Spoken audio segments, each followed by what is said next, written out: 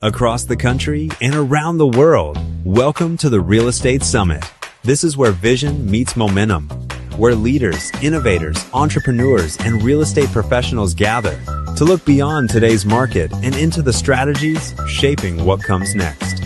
Tonight, we step into a global conversation about leadership, innovation, real estate, media, and business growth in every city skyline, every new development, every emerging technology, and every bold decision. The future of real estate is being written by the people willing to think bigger. The Real Estate Summit brings that energy together in one world-class experience, designed for forward-focused professionals who are ready to connect, learn, and lead. This event is proudly brought to you by Hero Makers, Voice to Influence, and AI Unlocked Media, and proudly sponsored by the Los Angeles Tribune Podcast Network. As you enjoy the event, tell us where you're tuning in from. Across the country, across the industry, and around the world, your voice is part of the summit. Join the conversation, take notes, explore new ideas, discover new opportunities. Tonight is about more than information. It is about perspective. It is about possibility. It is about preparing for the future before it arrives. Thank you for being here, and thank you for being part of the Real Estate Summit. Enjoy the summit. We'll be right back. Stay tuned.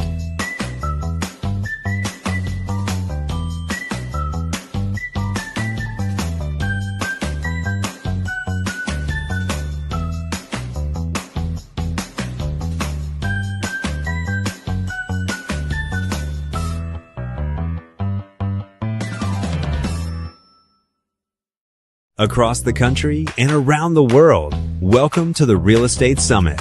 This is where vision meets momentum, where leaders, innovators, entrepreneurs, and real estate professionals gather to look beyond today's market and into the strategies shaping what comes next.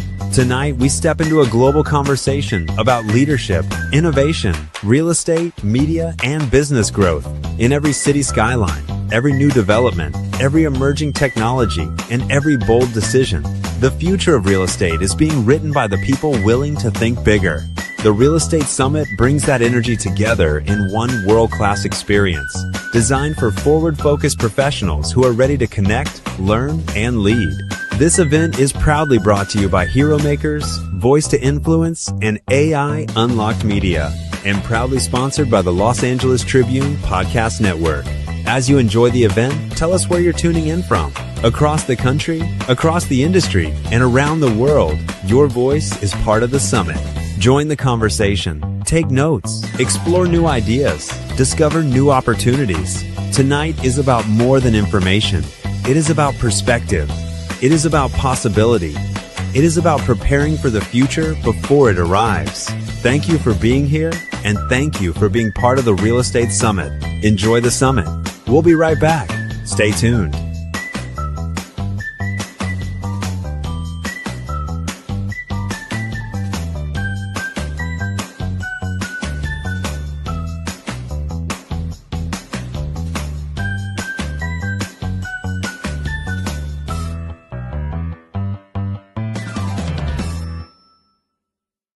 Across the country and around the world, welcome to the Real Estate Summit. This is where vision meets momentum, where leaders, innovators, entrepreneurs, and real estate professionals gather to look beyond today's market and into the strategies shaping what comes next.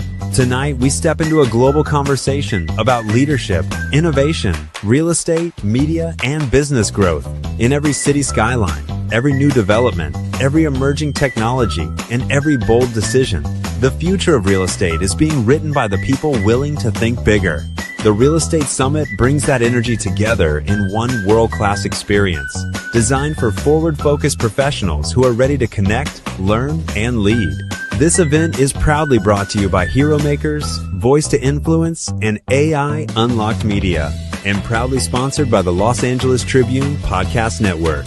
As you enjoy the event, tell us where you're tuning in from. Across the country, across the industry, and around the world, your voice is part of the summit. Join the conversation, take notes, explore new ideas, discover new opportunities. Tonight is about more than information. It is about perspective. It is about possibility.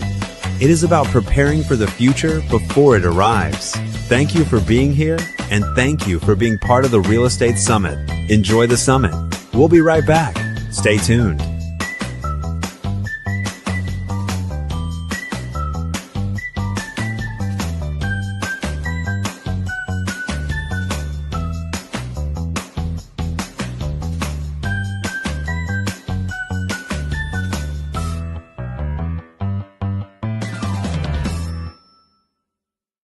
Across the country and around the world, welcome to the Real Estate Summit.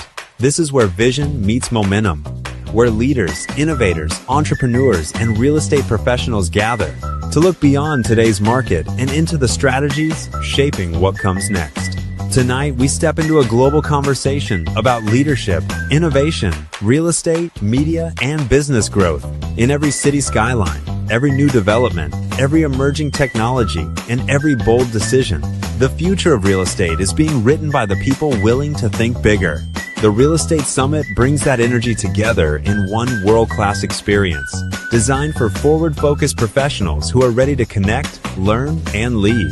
This event is proudly brought to you by Hero Makers, Voice to Influence, and AI Unlocked Media, and proudly sponsored by the Los Angeles Tribune Podcast Network. As you enjoy the event, tell us where you're tuning in from. Across the country, across the industry, and around the world, your voice is part of the summit. Join the conversation, take notes, explore new ideas, discover new opportunities. Tonight is about more than information. It is about perspective. It is about possibility. It is about preparing for the future before it arrives. Thank you for being here, and thank you for being part of the Real Estate Summit. Enjoy the summit. We'll be right back. Stay tuned.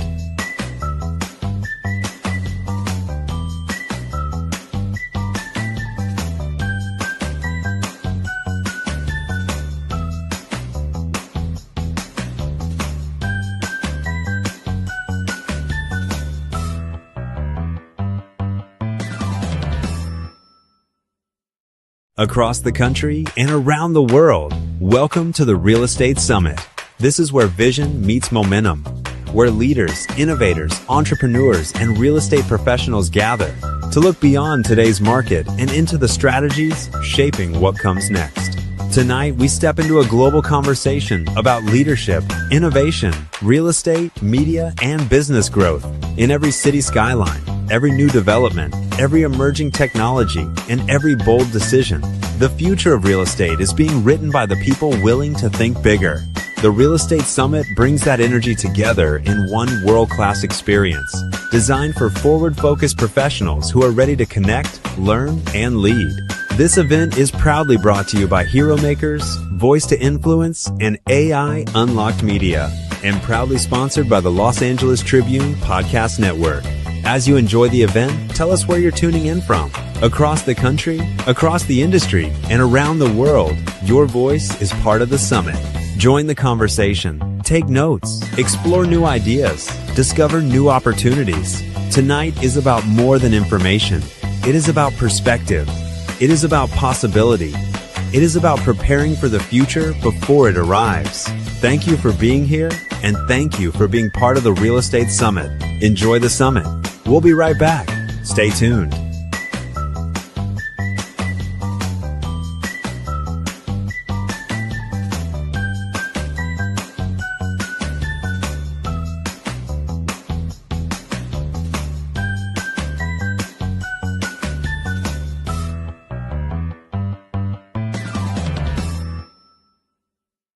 Across the country and around the world, welcome to the Real Estate Summit.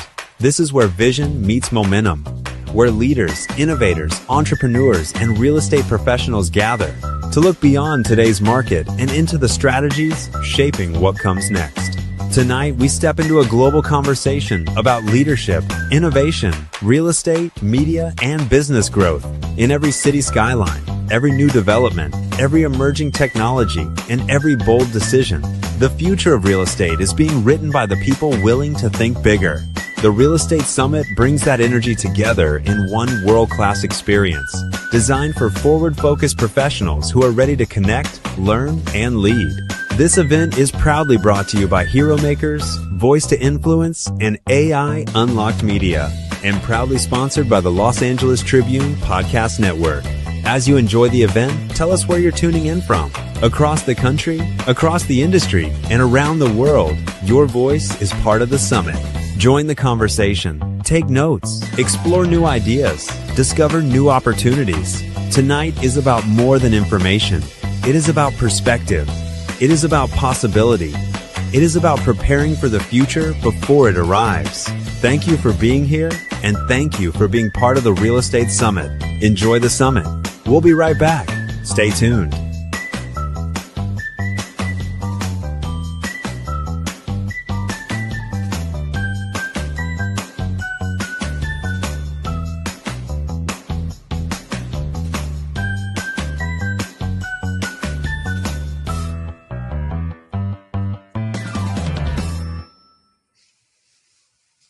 Well, welcome everybody to the show. You know, it's always great to have a team, and I can see my team in the green room. So team, if you can hear me perfectly, just wave your arms like crazy in the green room. You know what I'm there we go. My name is Michael Silvers. I'm managing partner of the Los Angeles Tribune Podcast Network. We've been around since let's not make it that old, but 1865, and then there was a split, and we've been around a long time. What's great is that it's a foundation and a legacy. And foundation and legacy is part of what we have with our homes, with our real estate, with our commercial properties, with the small homes, with everything going on today. And it's about giving a place to live, but it's part of that giving a place to live and giving a place to be is also the leadership behind it, the teams, the commitment, the international.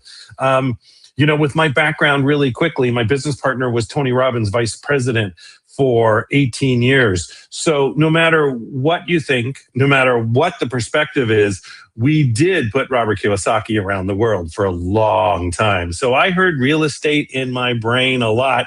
And obviously from the beginning, when he was a young man and just going on TV, Dean Graziosi. So this was been around us, and Robert Allen. We've put Robert Allen around stage. So this has been part of our sort of DNA for a long time. What's great is the things that are going on now and what the agents are doing now, what the owners are doing now, seeing it in a different way, feeling it in a different way, and making it so there's so many possibilities out there. It's just about opening your mind. It's learning how to be part of a team. It's learning to be of service. It's always being of service. And that's what makes us better every single day. So today I'm excited. I've got these great speakers coming up. This is a conversation today. You can put comments in, you can put notes, you can put comments in 3 months from now. We'll still be keeping an eye on it. And it's about the conversations we have internationally. We have audience in 50 countries plus. And the great thing about that is we get a different flavor, a different influence, and things are done differently in other countries. I understand, but we're one team, one family worldwide. So with that being said, I want to bring up the co-hosts for today. Really, they're the hosts for today. I'm just hanging out here. Bruno and Stacie, give them a thunderous round of applause. Hello, everyone. Thank you, Michael, for the warm welcome. And we'd like to thank everybody for being here, and welcome to the Real Estate Summit. Sponsored by the Los Angeles Tribune Podcast Network, and it's brought to you by the Hero Makers, Voice to Influence, and AI Unlock Media. We're really excited to grow alongside everybody today, and we can't wait to see what everybody has in store and how your invitations and all the interviews go today, Michael. We're excited. Me too. Yeah, and I just want to say what makes this event so special is the people. The event is one thing, but the people that are serving decades and decades of entrepreneurship and marketing and technology and real estate and all of those things combined, we're really, really excited to have you and honored to have you on our panels. Yeah, it's great because it's from the perspective of how can we bring the education out there? How do we really take a group and educate them? But it's not always just about education. People are tired of, oh yeah, you're going to educate me more. I could just watch a YouTube video in 2 seconds and I know everything. But it's giving them the conversation, something they can truly dive into, which makes a difference. And what's even better about that, Michael, and we'll get to the show, is we're proof positive of the Hero Makers and Voice to Influence and the Los Angeles Tribune Podcast Network over 18 months ago when you guys reached out. And we're going to talk about that with all the guests tonight. So we're really excited for tonight's event. Yeah, it's interesting because it's always, you surround yourself by greatness and by mentors. And I think, that's I was talking to, a good friend of mine who we do a lot of business with, Joseph McClendon, and he said, all the years that I was on stage standing right next to Tony, but there was this gentleman way back, Robert Allen somebody, and I wanted to do more. So I bought his courses like everybody else. This is back in the early 90s. And then he literally followed everything he did, and he's got this little real estate empire. But he said, I listened. The thing is, I was willing to say, maybe I know so much. Maybe here I am on this huge stage and there's still something I can learn. And he took the learning. And the thing is that he applied and ran with it. And that's the greatest thing about having the other side of what you guys have created, is to give them the ability to be coached and trained, and so they can listen, but then go out and create action. And that makes the difference every day. So before we move on to our first guest, any last things you two want to say? I remember your first question. You said, are you two coachable? And here we are 18 months later. We said yes, and we couldn't be happier to be a part of your association and your group and everyone in it. You've been fabulous, and you have coached us a lot. Everybody hang tight. The first 2 interviews are going to be incredible. We're super excited. I remember. Love it. And post where you're from, and that all makes the engagement. Let's make it interactive today. We agree. Let's go, guys. Let's go. And the thing is, share it with everybody because the more information the people around you get, the more alike you have. And even if you're working on different careers, different whatever it is, you still have that thought process. You can go, we listened to the show the other day, and it was about real estate, but there's something I heard on leadership. And that one thing I heard on leadership, I can take back to my business of $100 million and make that little shift and change. And that's what you want people to go back to. Or I'm starting a new business, or I'm a new entrepreneur. I'm walking into a home for the first time, and I realize I'm even a leader in that position, and take those out to many different things that you can do to change the planet and make the people greater around you. So, all right, you two, I'll bring you back up in just a little bit, and I'll see you soon. Everybody, enjoy the show. Oh, always. So team, before you bring up the first speaker, I'm going to introduce him, because what I like to do, I like you to sort of all sit on it and realize who it is coming up. And it's not that this is from a position, an intro. All you want to know is, write this down, everybody. Okay. What you want to write down is, are they there to be of service? And are they truly somebody that I want to listen to because they're living life the way I am? So Justin Gaul is a highly respected, so they brought you up right away. So they couldn't help themselves. They couldn't do it, but you know what I'm saying. Justin Gaul is a respected real estate leader, investor, operating principal with multiple Keller Williams, known for building, I'm from Seattle, knowing for building strong cultures, developing agents, and leading high-performance organizations. This is like we're on a big stage here. We could do a full process. Justin has become a recognized voice in leadership, growth, innovation within the industry. Outside of human business, Justin is a devoted family man. Fantastic. Justin, how many kids, children? What do you got? Yeah, 2 young boys keep me busy. And so high energy all the time, 24/7. Oh, God, I know that well. I have 7 grandkids. Just wait. It's the best. It is. My kids used to always say, you forget to mention us from stage, but you always mention the grandkids. I went, what's the next generation? It's good to go. Yeah.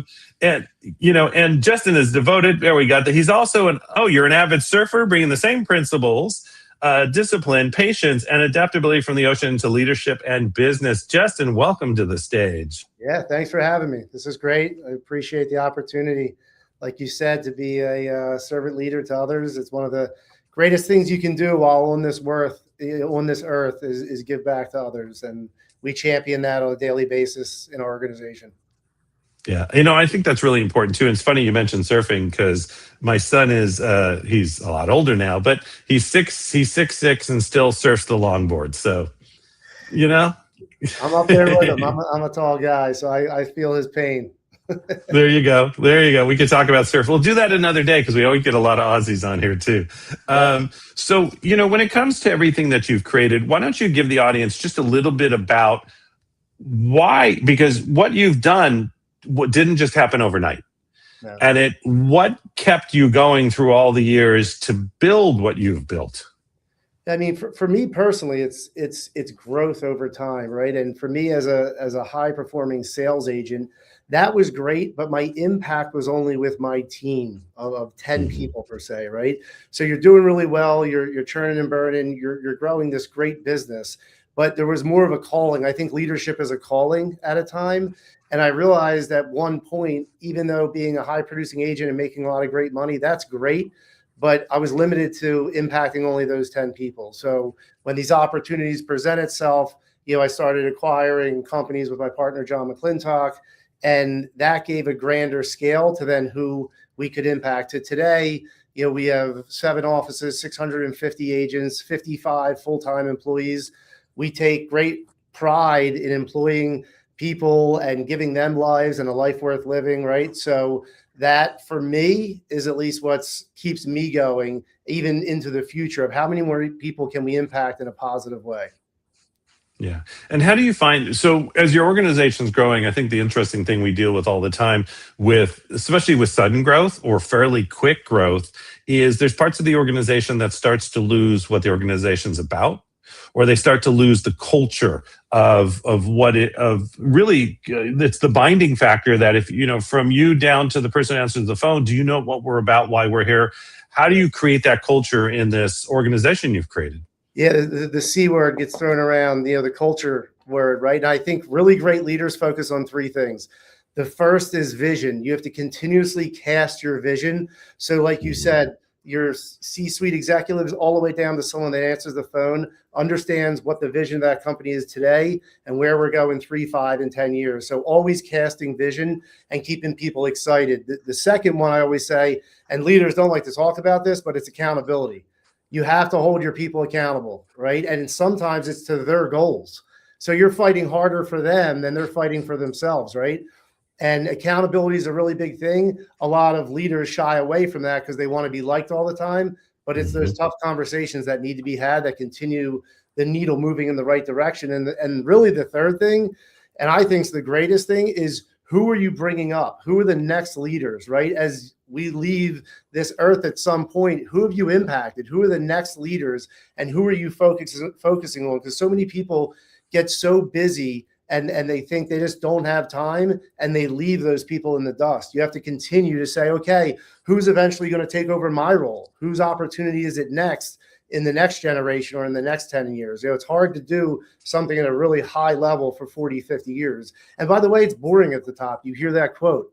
You want to bring everyone up with you. You just name some great people, that you talk about that I'm a huge fan of, right? They all bring each other up. And that's the beauty of our world that we work in. I think that, that the important part here too, and somebody who's actually making a comment, which is great because we always watch, by the way, everybody, we do watch the comments. So if you have a question or anything comes up that we pull up to stage, I'll definitely do it. It's with really the culture you're creating and the growth you're creating, there's a ton of distractions out there now. Yeah. And that becomes a real big issue around distractions. We find this with many businesses worldwide. We find this especially because agents in some ways are entrepreneurs because in a way it's their own time management.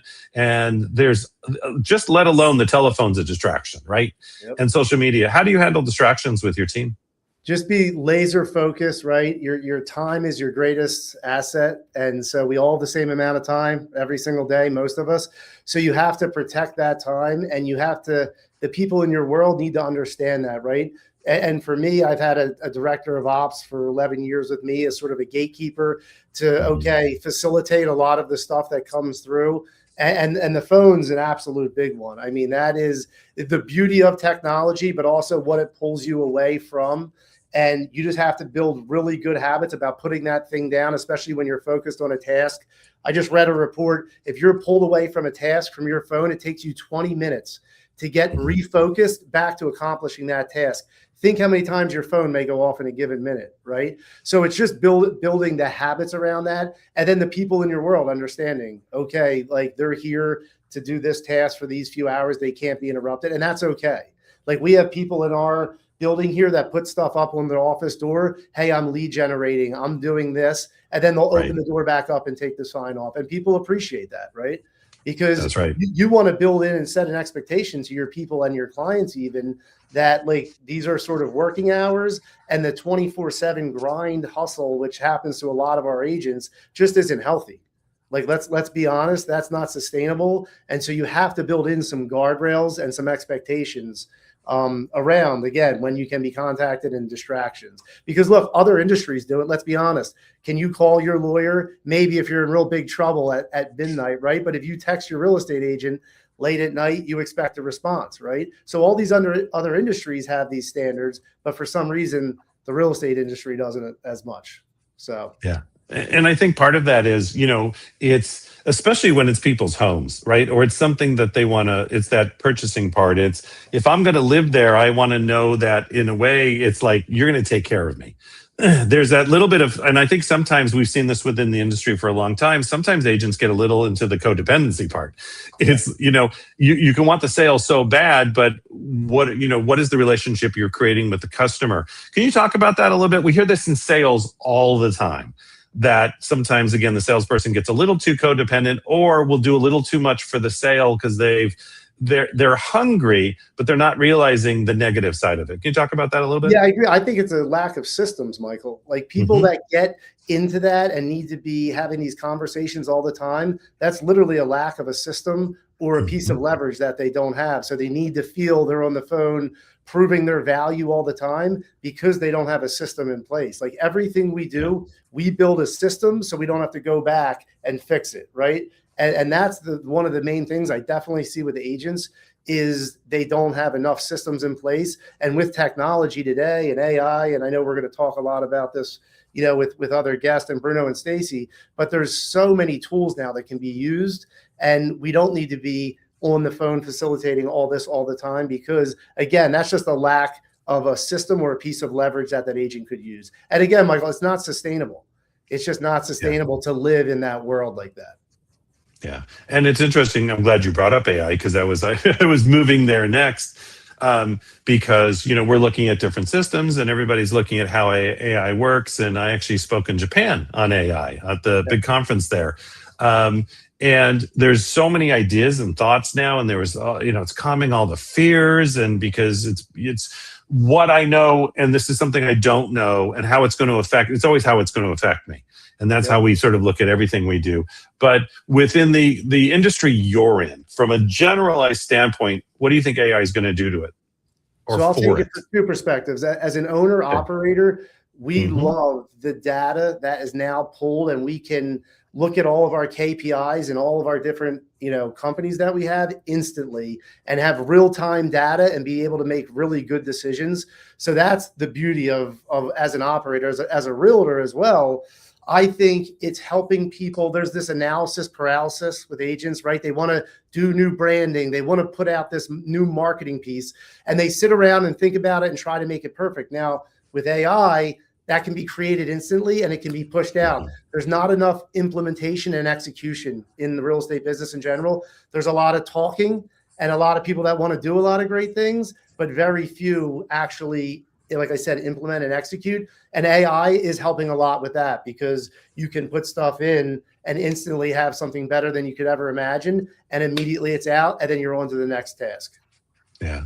Yeah. And that makes a difference, because we always used to talk about trading time for dollars, right? Yep. And we used to always talk about too, your time and how you're using your time, and what is that 3% compared to everything else? They used to do the 80-20 rule. Forget that. It's basically 97% you can move this way. What's this 3% that you're working on? And part of that too is, I've worked from home for 27 years, and still today, after 27 years, there's still those times that things, grandkids come over, things happen, it all shifts. How do you find for yourself as an entrepreneur, as a business owner, as running a large network, how do you balance your life, your family life, and everything around you? Yeah, it's always the age-old question. And for me, like, you brought up Tony Robbins, and like one of his best comments is the biggest indicator of success is your energy. So like, you have to have energy to be resilient and be able to persevere through all these market cycles. Like, that's my main focus every day. And I've created a lot of habits around that personally. I mean, we just talked about AI and what it does in the business, but personally, it's helped me more than anything. Keeping, everything, all the things that I hold value to, as far as what I eat, my workout schedules, all these things, so I can maintain this high level of energy, because I know at the end of the day, that's the most important things. That's what people are attracted to. And that's what's going to get you through all these market cycles. Look, just in the last, from the Great Recession to COVID to Sittler-Burnett, the commission case to now, at least in the Northeast corridor, we sit with, higher interest rates, low inventory, right? You have to have a type of energy to be able to get through all these cycles. So I protect my energy more than anything, personal or on the business side. And AI helps me with that, to be honest. Yeah, it really does. I'm agreeing with you there, because we're even testing systems on some of the stuff we're doing. And I have to be honest, there's an AI program we've been playing with that does a scrub on Instagram. And for one of the, we just tested it with like one of our salespeople, and it's literally, it's booked like his whole calendar for a month and a half. Yeah. He's, they're almost like, slow it down a little bit. Because it's like it's answering, because I can watch the stream. So it's answering the questions, it's chatting, it's talking, it's having fun. And somebody even said to me, because I got on a couple of calls, we're testing, right? They said, it was AI. I said, it sure was. They went, okay, that was really slick, because it was I had the better conversation than I did with my kids. Yeah. Right. But at the same time, it's also making sure that never replaces, because YouTube right now, is going through a big scrub. They're throwing a lot of AI out. Yep. Because they want to make sure, even though you're using AI for your show, it's not a whole AI generated show. It's still, there's a human being. And I think that piece is the piece you'll never lose. And by having agents, you always have that human touch. Yeah, I agree with you. It's always going to be belly to belly. I think that AI can help support, again, systems and tools that you need within the business. But this business, you're helping people acquire their biggest asset in most cases. They're going to want to be face-to-face and talk to someone, and then AI can support you in whatever facet you need to. So I agree with you. That's right. I think that's important. Also, because you are a surfer, and I know my son has his lessons of surfing too, right? And when not to get also eaten. What is like one thing you've learned from surfing as either a leadership lesson or just a lesson of life you could share with this audience? Yeah, like preparation for sure. Like you can't expect to paddle out in massive waves and expect to be good at something or expect your arms not to be tired. So it's preparation for me. I've always been someone who's prepared a lot in both business and in my personal life. So you have to do that work that leads up to that event. You can't just show up and expect to be on and operate at an elite level every single time. It's all the back end work that no one ever sees. Yeah, love it. And, we always talk about the future. We talked enough about the future, but I know the question we get all the time is, with everything going on in real estate right now and the interest rates, what's the future of real estate? How do you see it? Yeah, I mean, look, we're very lucky here again in like the Northeast corridor. We've always been protected from a lot of different market cycles, but I still see it, holding value, throughout this. And again, back to our point, Michael, like people are going to need agents in the future to help them navigate this. And these are the issues right now. Can you imagine what the issues are going to be in 5 years? And so it's a continue evolving and growth-minded mindset that allows most people that are successful to, be successful throughout into the future. So, I mean, like, again, I'm bullish on it. I'm a very positive guy. So regardless of what's going to happen in the future, I'm confident that me and my leaders will be able to thrive in whatever that market is. Right. That's really good. And it is that future pace. And, so for like my industry in media and personal development, I don't mean to say it this way, but literally when things start to go wonky, we do exceptionally well. Yeah, right. Because everybody's looking for the change or something different. I don't want to do it the way I used to. And, and then we just ride the other waves and we're right back to another one where we do, exceptionally well. What is just the audience always loves is, we're coming down to the end here. What is a great book or podcast or something you listen to that just keeps, because you're positive like I am too. The world's going to be great. We'll be fine. Whatever it is what it is. What is something you listen to or you read that just keeps you going? The one I've been championing for 24 months, and it may be an outlier, is Bill Perkins' Die with Zero. And he just gives you such like a great optics of what your life really is and the time value of money. For instance, At 75, I may not be able to go to Fiji and surf anymore because I'm not there. So you have to take the trip when time's appropriate. He talks all about that in transferring generational wealth at what years. And it's just such a great concept on time and money and when money is most valuable to you in your lifetime. Right. The average age of inheritance in the United States is 60 years old. If you inherit $1 million at 60 years old, some people, it may not even impact them one bit. They're going to send it to their brokerage account, and that's going to be it, right? So it gets you thinking at a very high level about time and money. Bill Perkins, Die with Zero. Love it. Thank you. You saw that. Yeah, they wanted the book one more time. And team, if you can type that in there, that would be great. Well, this has been great. I really appreciate the time. It always goes fast. So that's number one.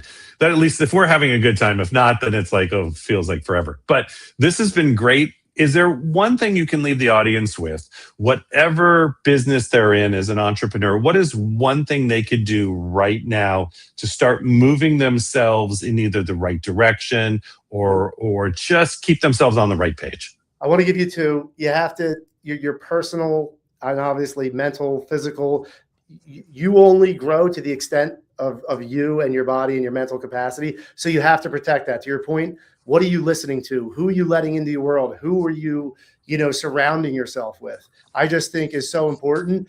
And the other thing I see a lack of, especially in real estate, but other, industries as well, is people do not treat it like a real business. They're fly by the seat of their pants. They don't understand profit and losses, balance sheets. They don't treat it like a true business. And I feel that moves the needle more than anything. And people see and respect that as well. When you're truly operating like a real business, knowing all your numbers. And you do that along with really focusing on your health and well-being. That's a killer combination. That's a force multiplier. Yeah, that's fantastic. And it is so true. It's even sometimes, right, it's how we wake up every day. And I have a thought that you get up every morning, you roll out of bed and you're ready. Now, I know we have our other days, but basically we're ready to go. You've been a servant leader. You've created this amazing team. The greatest thing is that you've taken people with you. Yeah. And that you've created financial independence and a financial new standing for all of them as you sounds like you continue to help, you continue to train. And for myself and the team, I'm so honored to have had you on today. I'd love to have you back sometime. So, there's so much more to unpack here, I think. Yeah. But for myself and the Tribune and everybody, Hero Maker and Voiced Influence and AI Unlocked, I want to thank you for, that's a lot of names. That's a lot of sponsors, but I want to thank you for being here, Justin. This has been great. If you ever need anything, you can reach, the team can always give you my information because I think there's other events and stuff I'd love to have you on. Or if you're ever coming out, we do a lot with the Beverly Hills Chamber of Commerce. So we do a lot of events over there too. Love to have you. You just have to ignore the bottom floor because it's like another company, but that's a whole different story. So, all right. Anyways, Justin, thank you so much. Thank you for being on, and we'll talk to you soon. Yeah, thank you, Michael, and the whole team, Bruno and Stacie. Really appreciate the opportunity. Keep doing great things like this. It just makes the world a better place. It sure does. All right, Justin, I'll talk to you soon. Take Bye, care. Justin. Thank you. All right. It's great to have conversations. And the biggest thing is that it's how we move the needle forward. So everybody just take a breath for a minute. Let it out. But stay in that heightened state because you're learning. It's about learning. It's about really how we make a difference and how that learning affects everybody around us. Justin has it dialed in because if you listen to the things that he said, everybody write this down. It's to be a service. It's to make sure your community knows where you're going so they can go along with you. It's about helping and taking those around you also there. We used to talk about this with Harv Ecker, who I worked with for a long time.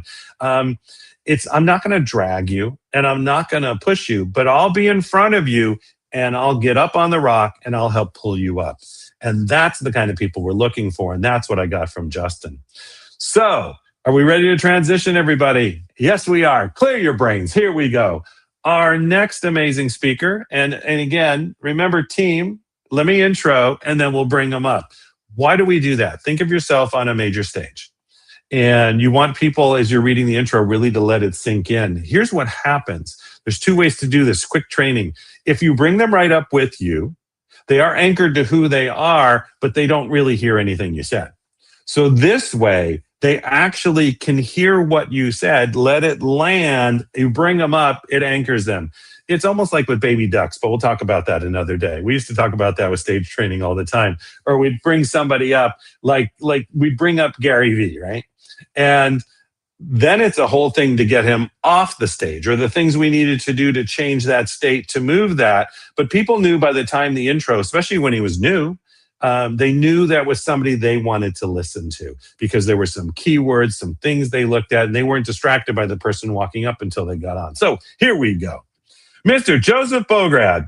Joseph is one of the most recognized names in luxury real estate.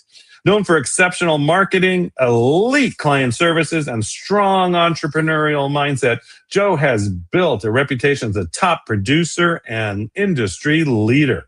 In recent years, Joseph has taken social media, to an entirely new level, using digital content, video marketing, and personal branding to expand his reach and influence. He is also entertaining an exciting new chapter with the launch of his newest real estate office in Naples, Florida, expanding his footprint into one of the nation's premier luxury markets.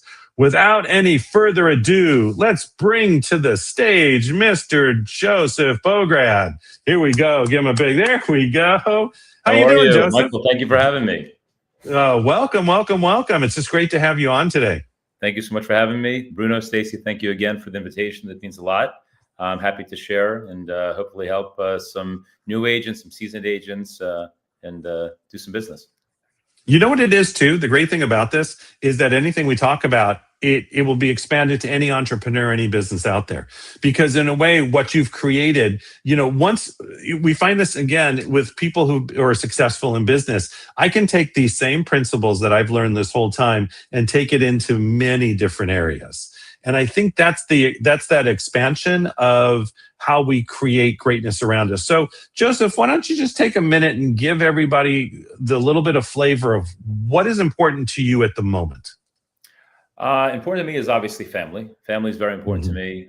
From when my kids were just born, my twins and my little one back in 13, I have 3 kids. That's number one to me. I want to make sure that I'm able to support them, support our family, and be able to live our life the way, I see fit. So that's number one to me. And obviously servicing my clients. I've been doing this for 25 years now. It's crazy.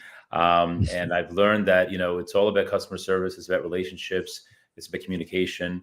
And I want to make sure that, my family is, attended to first and foremost, and obviously my clients next. Yeah, I love it.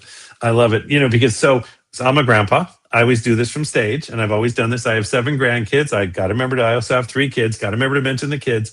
But I think what that does is that gives people a really grounding that, and some people don't have kids. It's not about that, but it's the next generation is incredibly important to us, and the world we're going to leave. And I think that's part of that legacy piece. I love in a way that you've gone into, and I have to ask why, you're in the luxury market, right? Sure. And really in the luxury market, have things really changed in the last 10 years? I get this question all the time. And really, I don't know why, but for some reason, there's this perception through COVID, after COVID, the luxury market is either dead or is changed greatly. Can you please address that?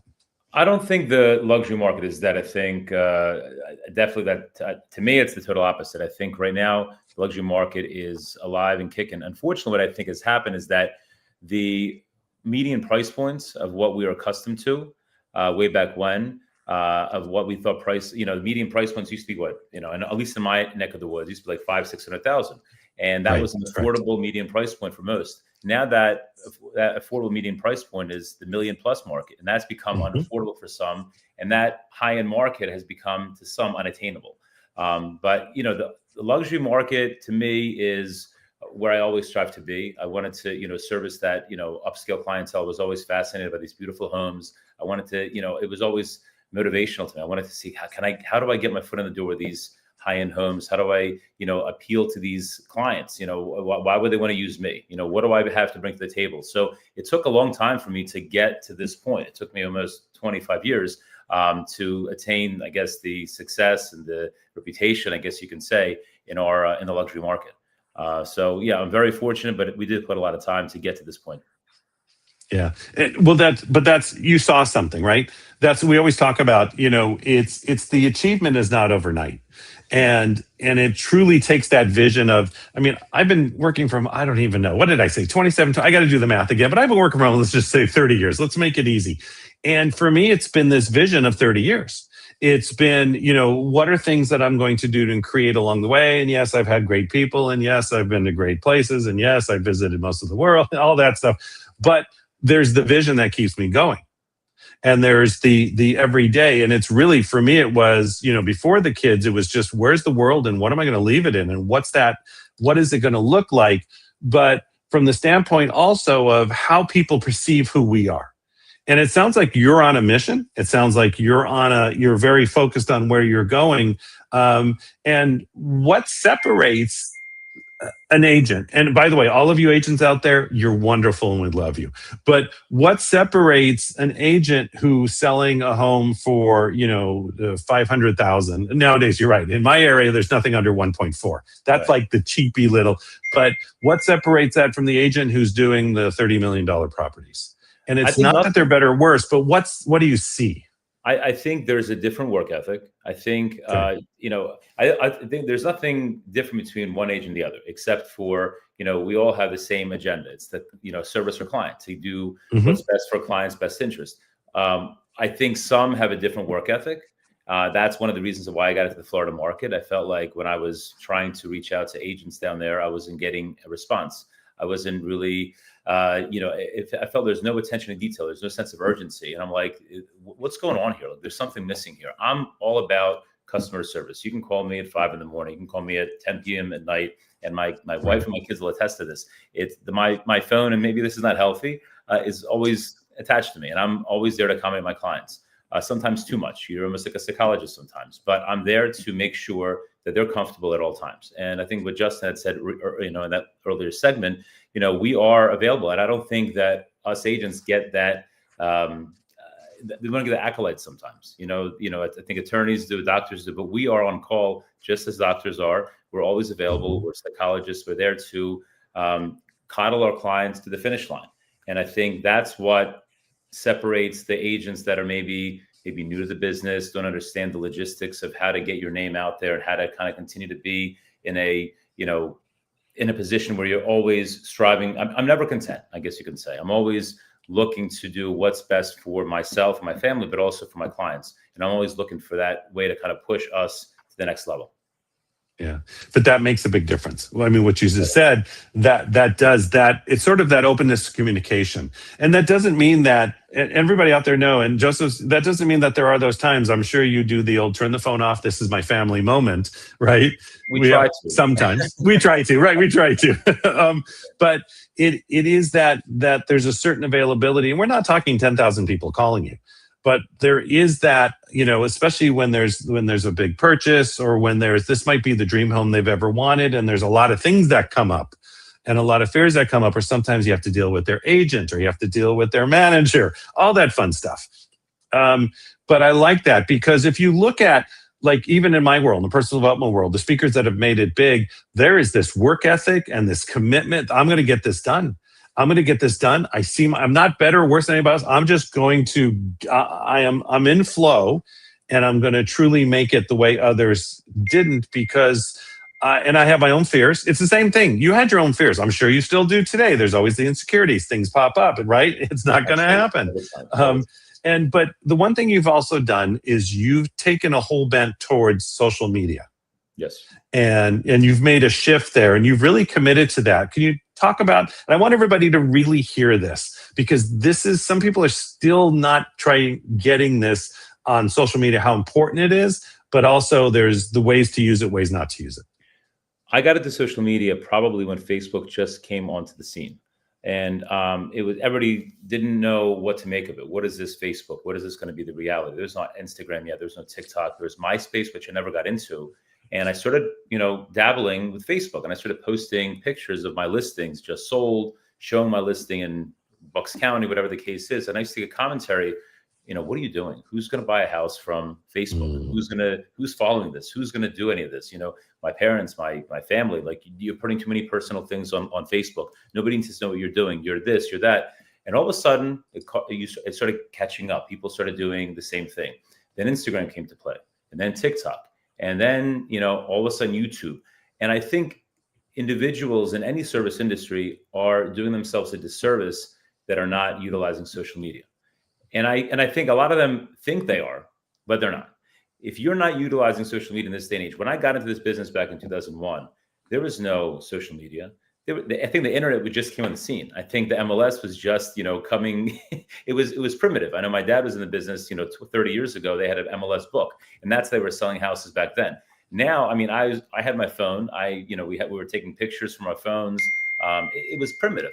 And now I look at the agents that have all these tools, and they're not taking advantage of that. I think it's terrible. You need to utilize social media the right way, which I think is consistency. And that's one thing I think all of these agents are missing: consistency. You have to do this every day. You can't take any days off. What I do personally, I have 2 posts a day, one at 7 a.m., 7 p.m. on every platform. We have a short form video that goes on every single day, twice a day. We also do stories throughout the day, and they're organic stories. Me heading to the office, me heading to an appointment, me showing a property. People want to know what's going on. And I guess you can say our claim to fame with what has been working for our social media is the conversations, the phone conversations, the negotiations, the behind the scenes of what you don't see that goes on when I'm explaining to a client what happened, why the deposit they're losing, why the inspection, is basically holding this deal up, why we might not be going to closing, what the issues with the financing are. All of these items people want to know. And I think it's great information. But I think in order to be, back to the original question, which is social media, I think in order to be successful in this market, in this industry, in any industry, if you are not utilizing social media, you're doing yourself a disservice. It should be every day, numerous times a day, and it should be consistent. Yeah, I agree. It's the same thing so we have a podcast network at the LA Tribune, and it's the one thing that we teach podcasters all the time. Same thing. You have to be consistent. If you do a show and then you do a show in a month, you've lost your whole audience. 100%. Yeah, it's not about fickle. It's just our attention. There's so much coming at us right now.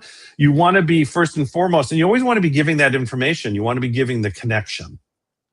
And I think that's that really big piece of what you're doing and how you're doing it. And I look at a lot of the shows out there, especially there's a lot of real estate shows and podcasting, but I have to be honest, and I'm not going to say this because I'll get in trouble, but there could be better. So I'm just telling you, everybody out there in the real estate world, it'd be great to just get 1 or 2, just pop in real estate shows. I'd be happy to put you on our podcast network. Because and don't do it about selling. It's about leadership, right? As we talked about earlier, it's about creating intention. It's about commitment. And the other thing too, that we talk about all the time is brand online. Your people are creating their brand online. Can you talk about that and the mistakes they make? Well, I think that, I have an amazing team, and I am always pushing for them to take advantage of branding themselves online. And I think again, I don't want to, when it comes to social media, just because you're sharing somebody else's post doesn't mean you're utilizing social media. There's ways to do it the right way, and there's ways to do it the wrong way. I think people think that if they post once in a while or once a week, they're going to get the same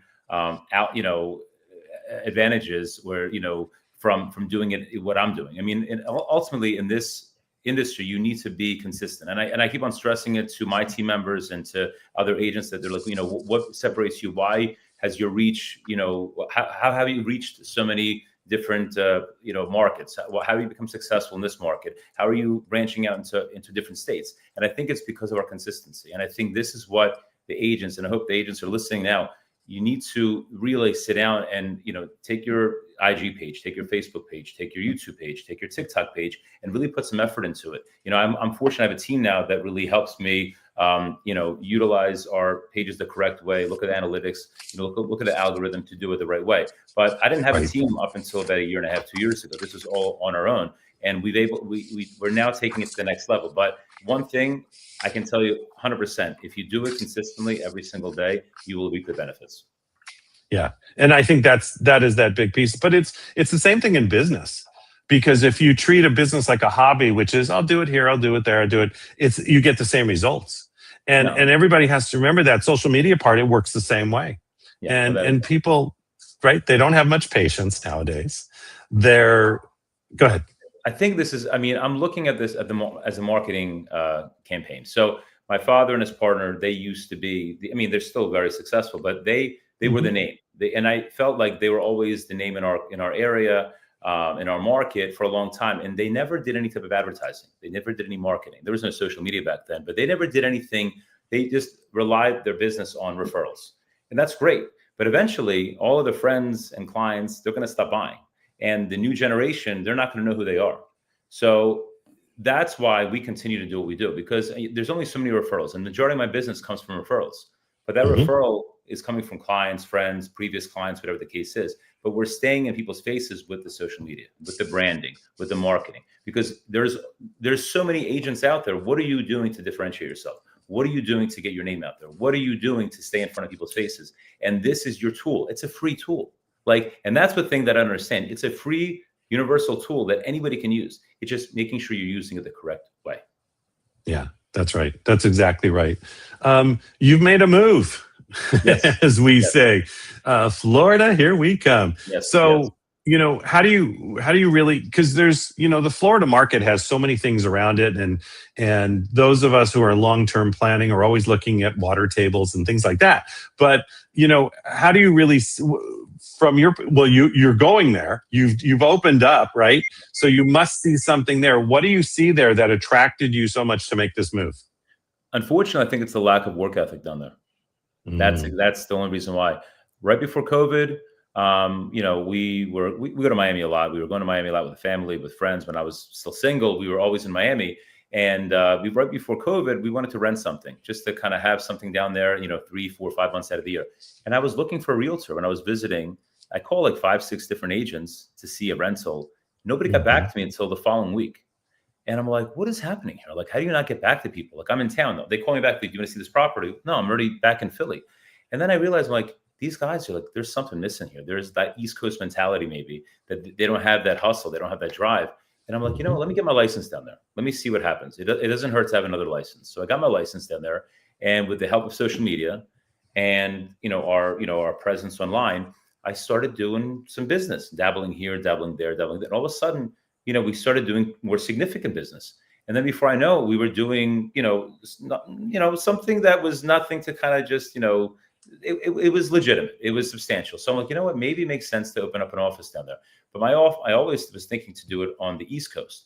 But, I have a few clients that I started doing business with on the West Coast, which was new territory to me.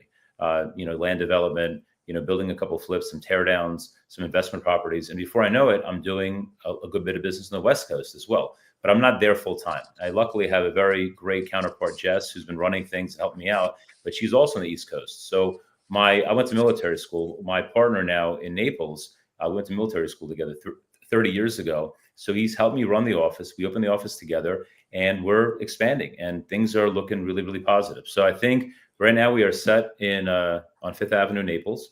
And I think once we kind of get everything ironed out and working and well-oiled, I think the next play will be to open an East Coast branch as well. We'll have a West Coast and East Coast branch, and hopefully we'll be in Florida a little bit more often.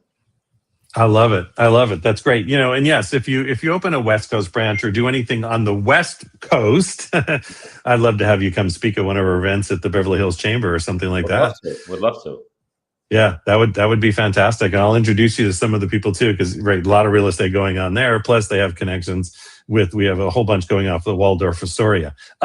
It's great to have you on. We actually only have a couple of minutes left. What is one thing that you can leave the audience with that they could, again, I know I asked Justin the same thing, but I think this is critical. If the audience doesn't hear anything else and they didn't really listen to us about it, what is one thing they can do today to help move their life or business forward? Don't be complacent. Don't feel like you made it. I'm a very strong-willed person. If I want something, I'm going after it.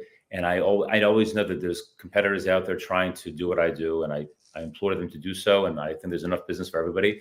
But I know that if I take my foot off the gas, that somebody's going to come in there and swoop in, and they're going to take over, and they're going to, leave me in the dust.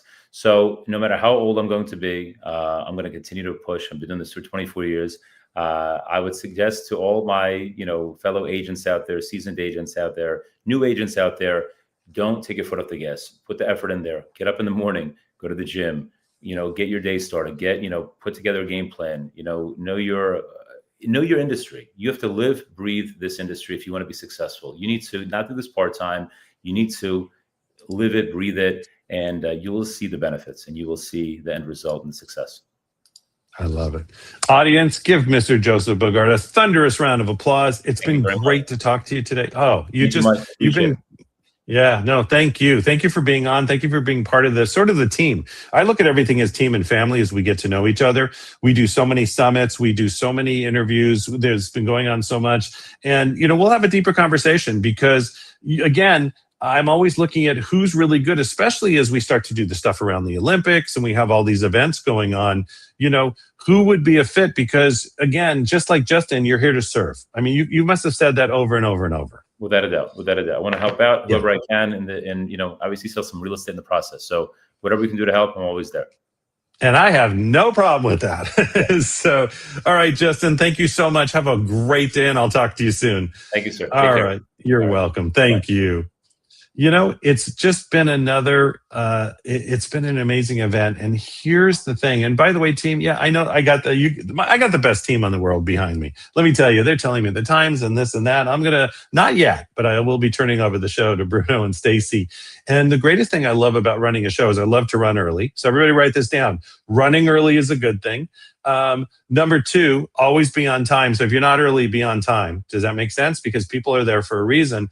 But the other thing too is as you do this, in my life, it's been an amazing run for this 30 years. I got to do math. I'm going to do the math on this, but my business partner, right, is Tony Robbins' vice president for 18 years. I have this connection with Joseph McClendon. If you've ever seen Tony, you've seen him on stage for 30 years with Tony. My other partner runs a business with 58,000 clients, and it's all LLCs, and it's this worldwide organization. And then on the other side is Steve Smith, who was the vice president of SiriusXM. And so it's always having those around you that make you better than you or mentor you, or having another partner, Mr. Jeff Frost with Hero Makers, and you'll hear him up soon, and everything that he brings to the table and brings in the I always say the Aussie way, right? It's the Aussie way. And I did a lot of work in Australia. I'm not Australian, but back and forth almost every week for 5 years. And I love Australia. We built one of the largest NLP teaching organizations down there ever. So it's all the countries we've been in and the world we've grown. And now it's that legacy time. And as I really build that legacy time, remember, write this down. Legacy is what you're leaving this planet. Make sure it's ecological, no harm to yourself or others. Make sure that you're teaching and training. When, to be able to direct the podcast network of the Los Angeles Tribune, to be able to really be part of a worldwide message and run all the summits and run the stages and the speakers and the trainers and all the real estate that's ever been part of the organizations, from Dean Graziosi to Robert Allen to all the ones we put on stage. I want you all to be part of that in some way, somehow. So one thing we have is, by the way, I'm going to sell you something. But one thing we have is called Voice to Influence. And at this point in life, I said, just create something, team, where we're going to get together 2 to 3 times a week. You're going to meet with myself and some of the best in the world. We're going to do training to you and teaching and education, and look for some of you who join early to really be faculty as we move this larger and larger over the next 3 to 5 years. And it's called Voice to Influence. And we train on business, we train on models, on structure, on AI, on branding. It's basically me bringing in all the people I've worked with for all of the years and really becoming, you can meet Mary Glorfield, who again built Robbins Research with Tony for 18 years, put him on stages in 82 countries. No one's done that again. The largest stages, put him on the Great Wall of China. Joseph McClendon, who's been on stage with him forever. I could just go on and on. Meet the man who built, SiriusXM and took them from 900,000. His team took them to 200 million. Those are the people you're going to learn from all the time. You're going to learn to speak, to train, to podcast, whatever, branding, media, or just be part of something, a team. Be part of something that you want to be, that makes it really that part of yourself that can establish, I'm here I'm here to stay. I have a voice and I have more. So first of all, a couple things. The show is going to continue on. There's so much more to come. You're going to learn. So I want you to make sure you get something to drink. Make sure you have food around you. That's okay. You can jump up and down right now while I'm on. I won't be offended or anything like that. And make sure you settle in. Also, we have the link in there. It's voicetoinfluence.com/school, SKOOL. Why do we use School? It's been great. It's been great as a platform. We've built many membership platforms over the last 30 years. We built them when it was the old membership.com. And it works really well. We've put most of them on stage who are around it or working with it. And we just want to bring this out to say, join us. You have something to say. Maybe you have a podcast in you. Maybe you have a business to grow. Maybe you just want to be around a group that's internationally building to just help be there. You want to be around some of the legacy people because we still sort of know what we're doing, right? We're doing okay. And maybe you'll be one of the people that I'll put on the next summit because I'm always looking. It never ends because last year I almost killed the team with 20-something summits. It was crazy. The summit's coming up next. Think about it.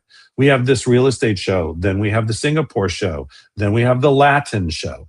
And the Latin show is great because we're going to have the CEO of Zumba. We do a lot with Zumba. We did an event in Miami.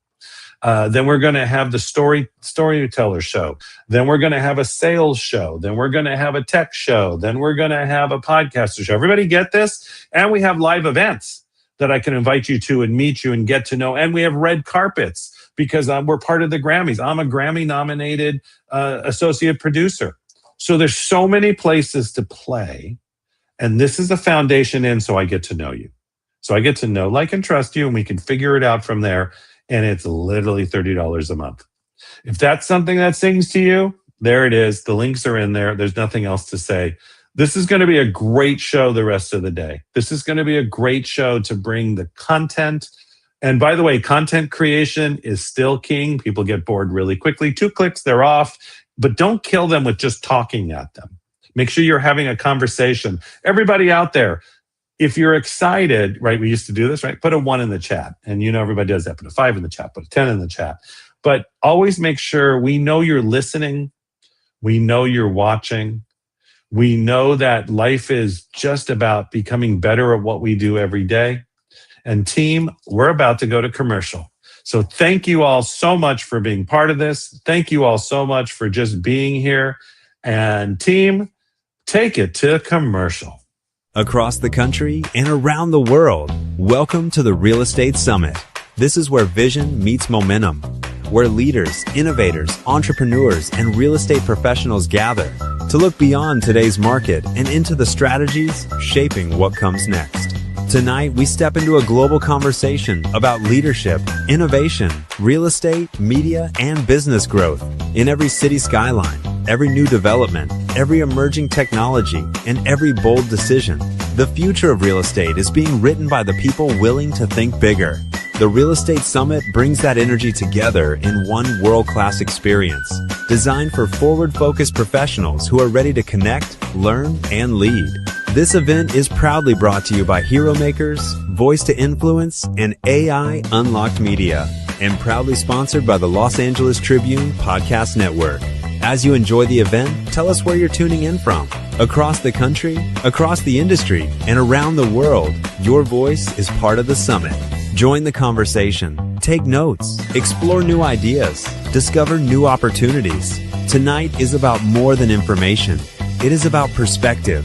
It is about possibility. It is about preparing for the future before it arrives. Thank you for being here, and thank you for being part of the Real Estate Summit. Enjoy the summit. We'll be right back. Stay tuned.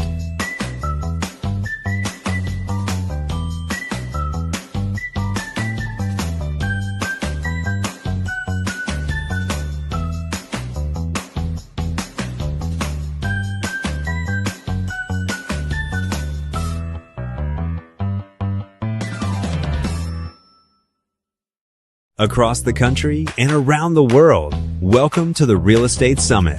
This is where vision meets momentum, where leaders, innovators, entrepreneurs, and real estate professionals gather to look beyond today's market and into the strategies shaping what comes next.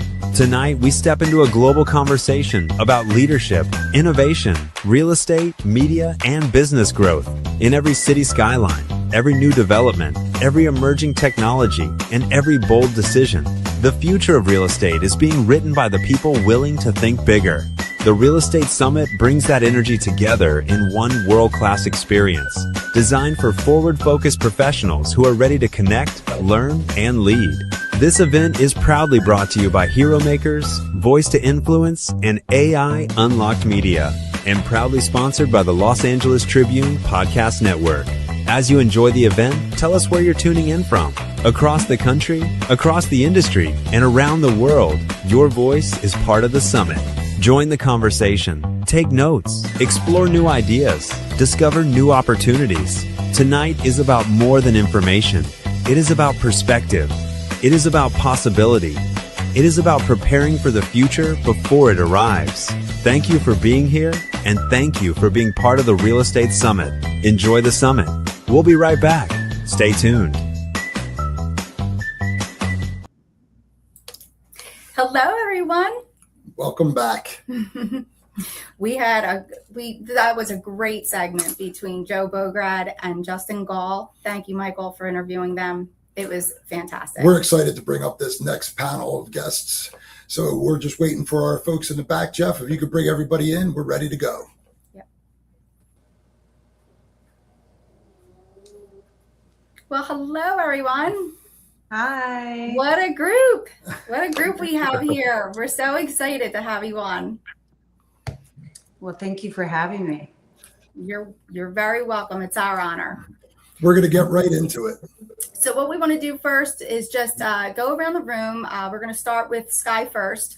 And just about in a minute or so, tell us a little bit about you and your background and where you started from and where you're at now. Well, thank you guys for having me on. I'm so thrilled to be here. I'm tuning in from Philadelphia, Pennsylvania. I don't know if my background's flipped or not, but hopefully it looks okay. You look great. You look good. You look good. My name's Skye Michiels. I've been in the real estate industry since 2002. I've done everything in real estate, from being a part-time agent all the way up to owning and running a brokerage. My most recent corporate role, I was the head of coaching for Compass Real Estate National. So my job was to travel around the country, teaching agents all across the country, virtually and in person. 2 years ago, I launched my own coaching company. I left Compass and went out back into the entrepreneur world. And today I run With Heart Coaching, which is focused on helping realtors and other entrepreneurs run a business based on heart and based on the humanity while being powered with technology.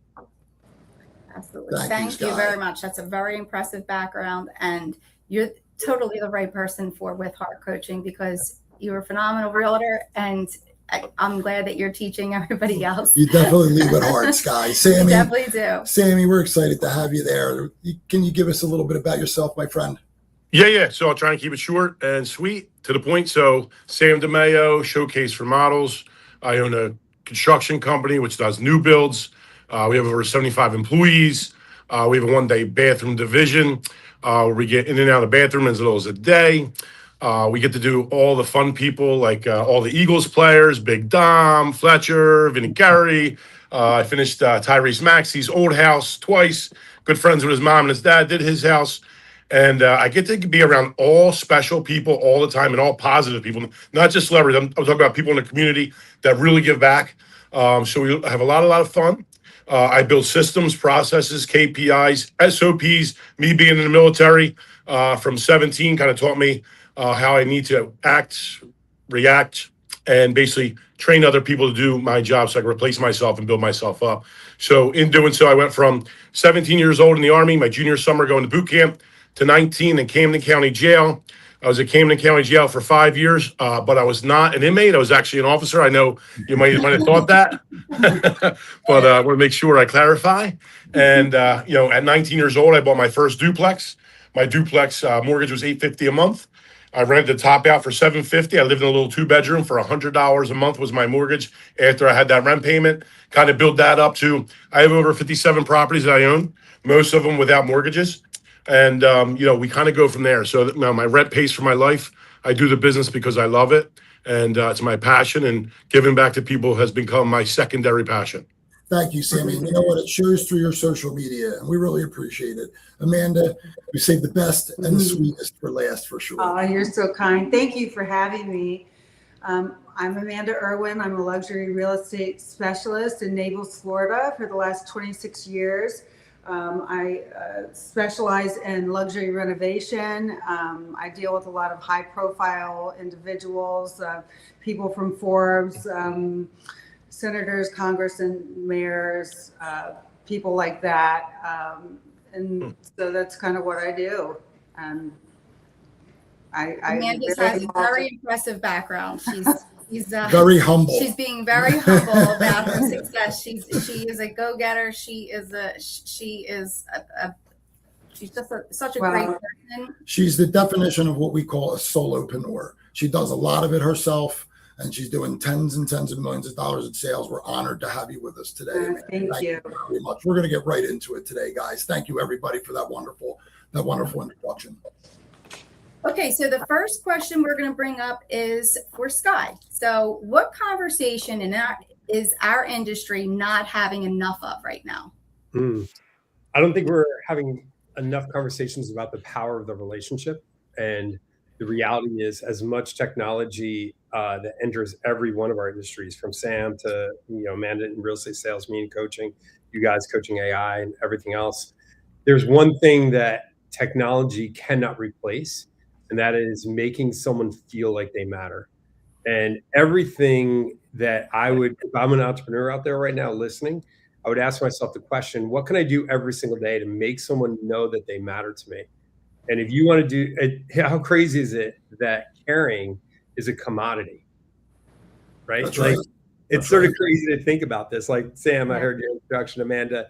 I heard yours. I can guarantee both Sam and Amanda care more than their competitors. Mm-hmm. And if anyone is we can certainly attest to that. And I think that's what every entrepreneur needs to lean into, where we're not allowing technology to remove the humanity of our business. And in many ways, we allow technology to expand our humanity. Skye, it's interesting that you called it with heart coaching. I think that was brilliant.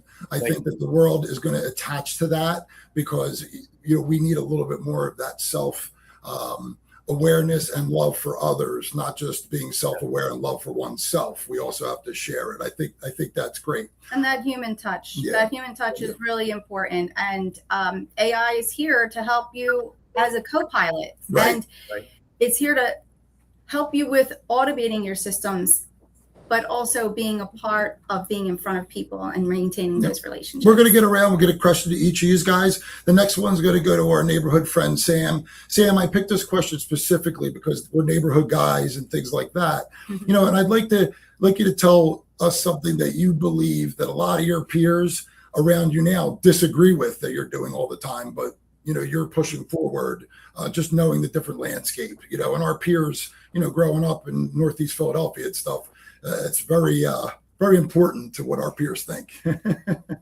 Yeah, absolutely. Absolutely. So, I guess going against the grain is, something that's hard, but when you run a business, you're going to have people that are going to go against whatever you're saying anyway. So just do what you believe and who you believe in. So in saying that, what I'm going to say now is the biggest pushback I really see is when everyone does the BRRRR method, which is the buy, rent, repeat, refinance, and all that fun stuff. I believe in none of that, right? And I'll tell you the reason why. I feel like everyone wants to be rich tomorrow. No one wants to put the time, consistency, discipline in today. And I see that throughout, kids that, 18 years old to guys in their 40s and 50s. And all they want to do is put other people down there and try and do something positive. So the way I like to do it, and again, I've got a lot of feedback saying, hey, my way doesn't work. But I think if you look around, you'll see that my way does work. It just takes a long time. And Sammy, can you get specific there? Was there an instance where you brought a new system or a new idea to your group and it was just unpopular, but you just... Oh yeah, so you'll see it on Facebook all the time, the BRRRR method, right? What I do that's different from that was, I bought a house, I fixed that house up, I resold it, I put that money to the side. Would do that 2 times in a row. So I'd flip 2 houses, I buy a house cash. I flip 2 houses, I buy a house cash. And the reason being is, hey, I don't have all these mortgages out And God forbid someone doesn't pay, especially, like we had COVID and a lot of people weren't paying, I would have been buried. Right. And I see, later on, I see these guys that have all these houses and they're making no money. They might say, I have 150 doors, they have 250 doors, but they have no money in their bank account and they're hurting. So my process, again, slow process, methodical process. Yes, it took a long time, but yes, every 10 years, my net worth doubled. I learned different things as we were going along. I'm able to pick it up and play the long game instead of the short game. And that's just one of the things on real estate. And I know you could go on for this whole event. We're really grateful. And that's one thing that we've been hearing, even with the other panelists. It's consistency, and you don't get rich overnight. And if you think it's a get rich quick, you're going to fail. So talking to Amanda laughed, right? So I already know that. Right? Amanda works day and night. She was just rushing home. Today has been a 12-hour day to get here. Amanda, we wanted to ask you a very interesting question, because not a lot of people get asked this kind of question. You were recently on American Dream, and we wanted to change gears a little bit. So could you talk to us a little bit about your experience with HGTV and American Dream? I know it's new to you and it's new to us, and we're excited to bring it to the world. Well, it's American Dream Television is focused on positive media for the community. It's a lifestyle and real estate backed show. Is 30 minutes long. It airs on HGTV and Travel Channel. They reached out to me last year and asked me if I'd like to be a host, and I've hosted 2 shows, but honestly, I'm so busy with my real estate career that I haven't even had the time to announce that I'm a host. So I haven't even done that. The shows have already aired. I was just on HGTV in April, but I can't announce it and not be prepared to receive the feedback from it. And right now, it sounds like we're going to have to be working on some systems with you. There's some opportunity there for sure. Help.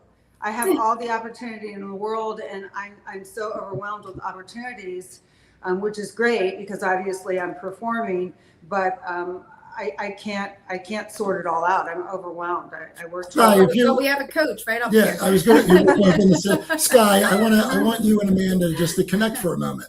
If you were going to talk to Skye briefly, Amanda, Skye, what was something you would say to someone that's as a high level person as Amanda, but she's certainly having some bottlenecks. There's a really, really great book I read once, Amanda, that's called Who Not How. And my theory is that who not how, and most likely you're missing a who in your life. I'm missing several who's. I need a few of them. And I think one of the things that we want to think about is that when we become overwhelmed, it would be easier for me to say to you, Amanda, just say no to certain things, but I know you. I can't say no. Rarely, I know. There's no way. Therefore, what you need to do is you need a who in your life who can say yes to the things that you should not be doing. Because right now, my theory is, I don't know, but my theory is you're probably doing $25 an hour worth work when you're really worth $1,000 an hour. And you have to ask. I'm doing all of it. Yeah. So again, it's not a how, it's a who. It's you need to figure out who in your world is missing that needs to be added, who can take over that $25 or $50 an hour. And then also where can technology lean in as well? And Sammy, I know you're chomping at the bit, Sam. I know you just went through this transition. Yeah. So Sammy, feel free, buddy, if you want to jump in, guys. Okay, yeah. This is a relaxing conversation, guys. We really want to have a good time. Absolutely. Kind of bait me in there because I couldn't hear what either of them are saying. I could only hear you guys. Sorry about that. Yeah. So turn it up. No, you're okay, Amanda. It was maybe just a little bit of Wi-Fi glitch. But Sammy, we were just talking about Amanda, how she's doing super high level sales, but her systems aren't in place. And I know the last 2 years, you've been doing a wonderful job starting to bring some of those systems forward. Could you talk about some of those systems, even some of the basic stuff that you did to get rid of some of those, like Skye said, $20 and $25 employee jobs that you're doing? Got it. So Amanda, I think the best thing you could possibly do is read a book called Traction from Gina Wickman. Shake your head yes or no if you ever read that book. No, I haven't. Traction by Gina Whitman. So I don't know if she read it or not, but let me tell you something. EOS changed definitely the game. I don't care what business you do. It's definitely going to be something where you're going to take something, build a system out, build it over time, not trying to tackle that big elephant. They always say, the way you eat an elephant's one bite at a time. Same thing in business. You're not going to get everything done. Time block everything out. I like to mix Dan Martell's time placement, replacement ladder, replace yourself in a very unique situation where I became the admin at first. Once I got that done, I replaced the admin. Delivery second, knowing how to do the work. I know how to do the work. And then I get somebody in there and I have an SOP, standard operating procedure, to do that. Sales, listen, I'm naturally around people. I love people. I'm a people person. People buy from people they like. Everyone has the same product. I don't care. Yours isn't better than mine. Mine's not better than yours. It's how you make that customer feel. It's how you're going to win in every single game. And I guarantee you, once you do it over and over again and you're staying consistent with it, the only things that happen is, number one, you have happy customers. Those customers are your marketing. You'll spend next to nothing on marketing doing just that and save it on the back end. Now, on the other side, once you build sales system, being in people that are successful, like I just came from David Yoho, a 98-year-old World War II veteran. He is amazing. It was his last time he ever spoke. I tape recorded. I'll be happy to share it with you. It is absolutely gorgeous. I hope everybody has a pen and paper, and I hope everybody's writing down some of these nuggets right now, because we're getting a massive Oh, yeah, definitely. We are going to switch gears, though. We are going to switch gears and take another round of questions for you guys. Great job on first round, guys. Yep. So we're back to Skye. So if you could only give one piece of advice to the audience today, what would that be?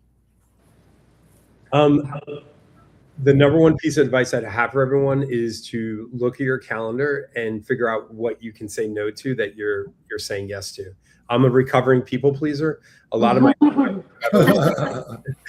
challenges in my business has come because of the fact that I was trying to make everyone else in my life happy, and that resulted in me saying yes to all these things that really were not in my best interest, and at the end of the day didn't really help the other people because I was drained and burnt out.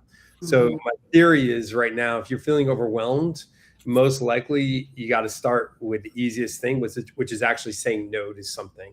And there's a word I use called healthy selfish.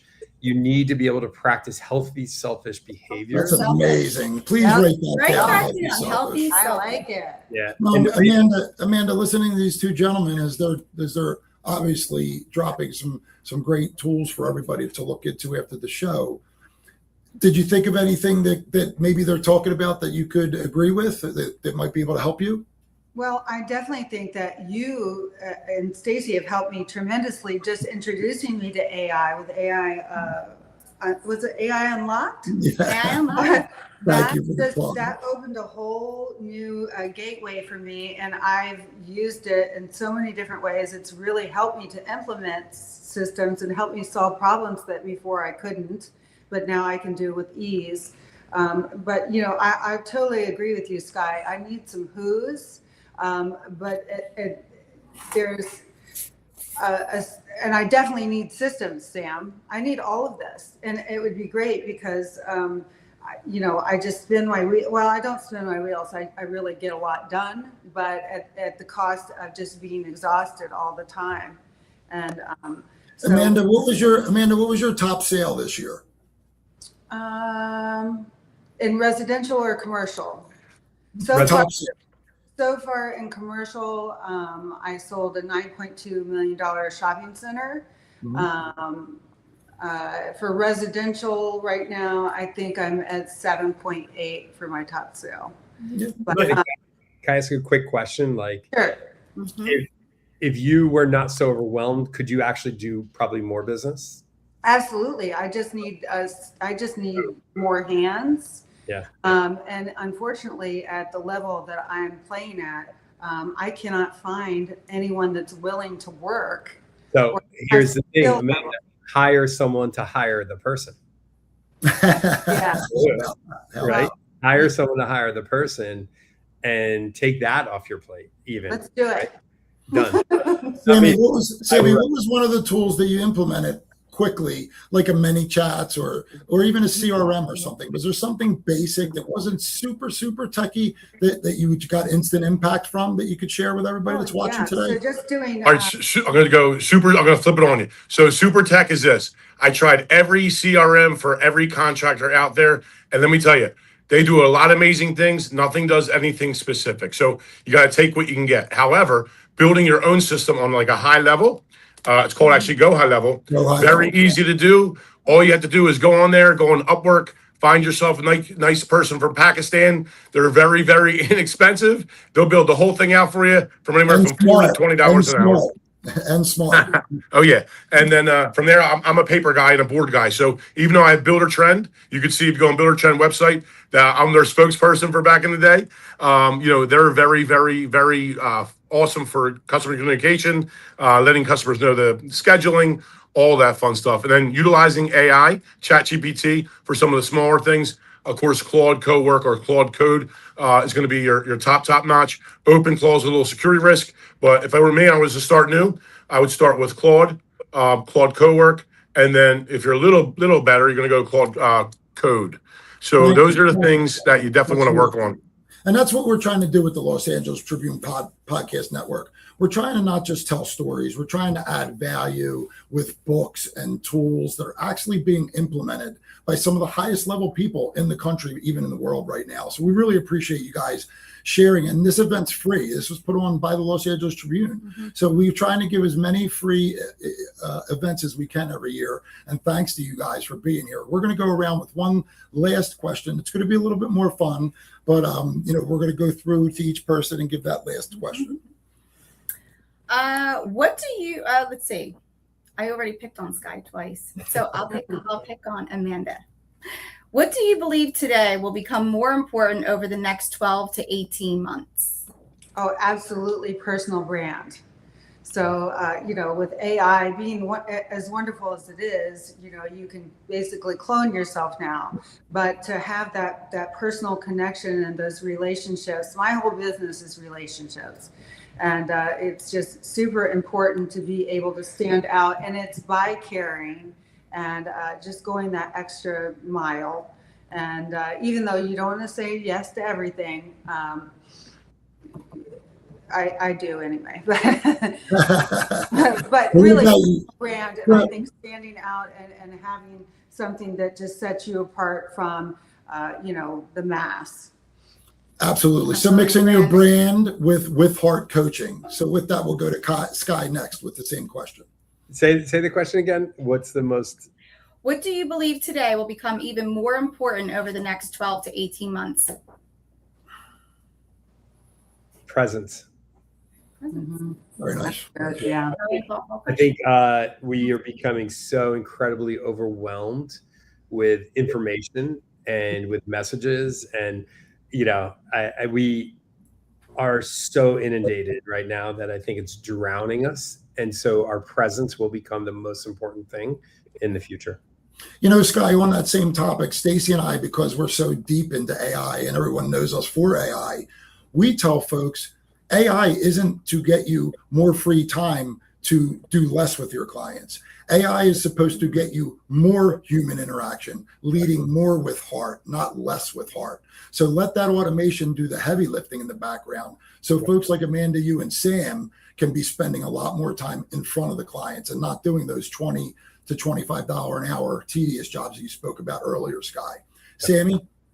Okay, so I believe over the next 12 to 18 months, building those relationships, they're going to matter more than ever now. AI is going to change things. We all know that. Technology is going to change everything. But being able to, do marketing with those changes, building the trust, building the reputation, genuine human connection, that's going to become even more valuable than ever. Because a lot of companies, they're not going to win necessarily by being the biggest. They're going to be ones that are going to build the strong relationships. They're going to continue to provide value no matter what. And as you see, that COVID money, when everyone could be a realtor, everyone could be a business owner, everyone's making money hand over fist, That's going away. You'll start to see businesses falling apart and closing. That's just what's going to happen. You can see the market now.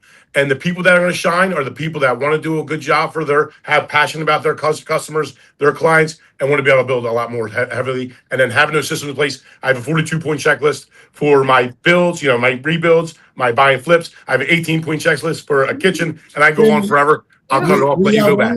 We have one last. We're going to finish it with you, Sammy. Go ahead, Stacie. So I've been curious. First, tell us about your car. Tell us about your purple Lamborghini, and I do want to know if you selected a name, because I did offer one, and so did a million other people. So I'm curious if you named her. So tell us what the car is first for everyone watching, and then if we named her. Got it. So the car is, I ordered it 2.5 years ago before it even had a name. So I was like number 3 on the list. Kerbeck family has been taking care of me for years now. They're great. So it's a Lamborghini Temerario. It's called Viola Nebula. It is a satin paint finish. It does 907 horsepower. My other Lamborghini I have is a STO. I bought that brand new a couple years, 2023. And that one does 640 horsepower. This thing is 907. It is night and day. It's fun. It's exciting. I got the car to match my TRX because it's also purple.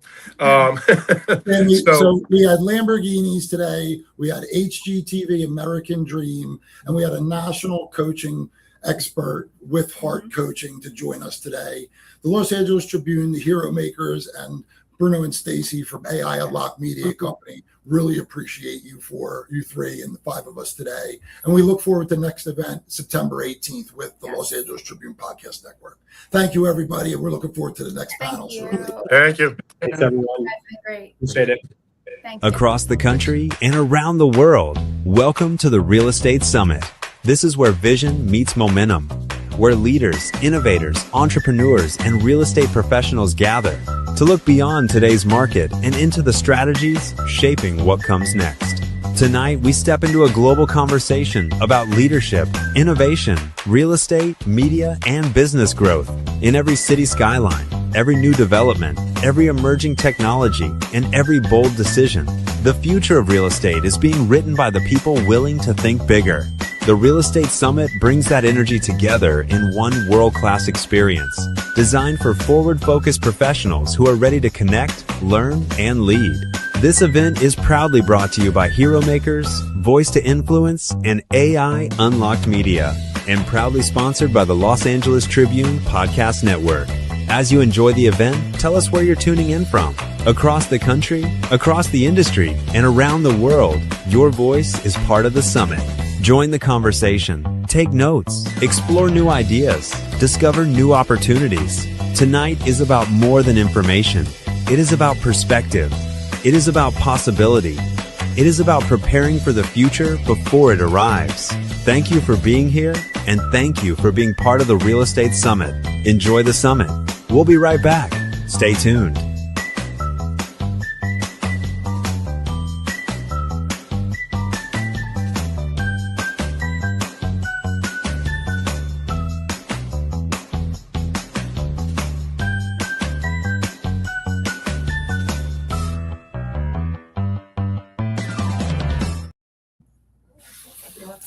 That was quick.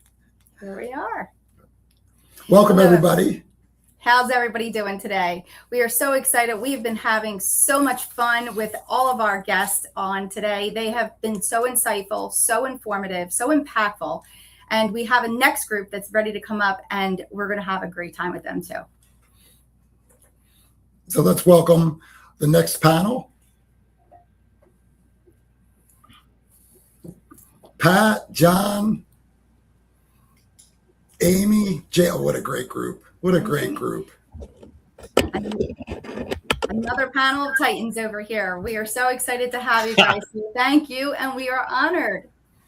Thank you. Great to be here. Absolutely. I don't know why my face isn't showing up, but I'm here. Oh, I don't know why your face isn't showing. Amy, want to try and log in and out real quick? It's up to you. We need you. All right. We need Well, you, let's Amy. get started. So we'll get started right now. We're going to go around the room first, and in about a minute or so, tell us a little bit about yourselves and your background. And we're going to start with Jamie Quinn first. Oh, fun. Hi, guys. How are you? Hi, Jane. All right. So some bullet points about me. I grew up in Kensington, Philadelphia. I have all my teeth, though. I went to boarding school for high school, so that was fun. I live in Haddon Heights, New Jersey now with my husband. My husband just retired from the military after 20 years. We have Thank you for his service. Yeah, thank you. We have 5 kids and a bunch of animals. Yeah, that's a little bit about me. And what do you do for a living? I am the team leader of a real estate team throughout Pennsylvania, South Jersey, and coming up Florida. And not just any team. One of the top teams to ever be in Pennsylvania, the Mike McCann team. Yeah. Friends of ours, some of the best people we've ever got to work with. Absolutely. Thank you, Jamie. Yeah. All right. Next up, let's see John Duffin. Well, how about that? Hey, folks, John Duffin. I'm actually between Mayfair and Holmesburg in Philadelphia, so not too far from Kensington is where I grew up. And I get to run a coaching and communications company. And so my company is Duffin Media and Duffin Coaching. We specialize in executive coaching, sales training, sales coaching, and the ability to be able to optimize your communications, building relationships, leveraging relationships. And also I get to host a podcast and guest on podcasts as well, too. I'm really glad to be here. Thank you, John, very much. Thank you, John. Next up, let's do Pat Lopez. Hi, how you doing? Glad to be here. I'm a mortgage banker, loan officer. Been around for 30 years, a long time. Pretty much seen everything from where all you had to do was fog up a mirror and you could get a loan, and they were called no doc loans, no income, no asset, no job, to COVID, where the whole country was shut down. So seen a little bit about everything in the real estate market when it comes to lending and real estate in general. Also started a podcast 3 years ago, which I'm proud to say I have over 45,000 subscribers. So I've been really working hard to get that up and running and incorporating that into my mortgage business. And Pat, you're not just a lender. Pat's one of the top grant providers in Pennsylvania. A lot of our guests are being humble tonight. We appreciate that.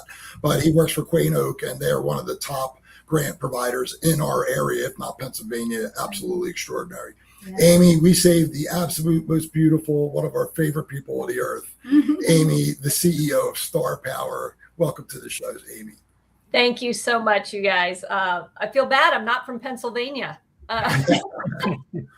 I'm in sunny Longmont, Colorado, and I'm the CEO of Star Power, which is a real estate coaching and training organization based on best practices from best agents. We work with people all over the country, and we interview top producers. And happy to say, finally talked Bruno and Stacie into letting me interview them. All of our content is built off of the brain trust of 400 different top producers from all over North America. So whether you're working with a coach, listening to our Star Power Club, or showing up at our annual conference, you're going to get the best of the best from the best. With travels all around the world, yeah. And we do have the honor of being part of the Star Power Network, and it's just an absolute extraordinary experience. We met Amy on a radio show with one of our friends, Craig Lurch. So you could just see how this connectivity from Justin Gaul to Joe Bograd to Skye Michiels and everybody, we've all lived in the Philadelphia area more or less in these areas, and we connected to Australia, folks in Australia, Amy, Colorado, and more. So really amazing. Yeah, it's been an amazing group. But we're going to get right to it now. Yeah. So I'm going to circle back to you, Jane. And you did mention that you have 5 children. So I know that can be very challenging. And you have a full-time real estate career as well. Tell the group and tell the world, how do you juggle being a mom of 5 and pursuing your real estate career, also being a team lead to the Mike McCann team? Yeah, so that's actually one of the questions I get asked all the time is, how do you do it all? And my first response is, I'm a psychopath. But reality, I think a lot of people have this misconception that balance exists.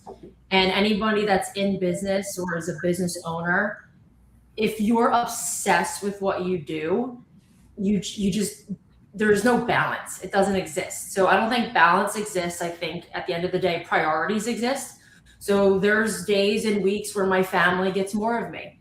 And then there's days and weeks where my business gets more of me. There's some weeks where my husband's just my roommate. I don't see ships in, what do they say? Passing ships in the night.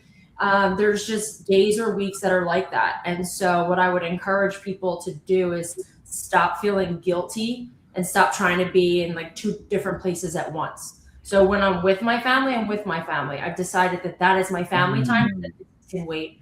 I used to beat myself up and feel really guilty about one or the other. And so neither were getting my full attention until I decided, well, who is going to tell me I can't? So I can. If I want to take a Tuesday and take my daughter to the aquarium, that's what I'm doing that day because I can.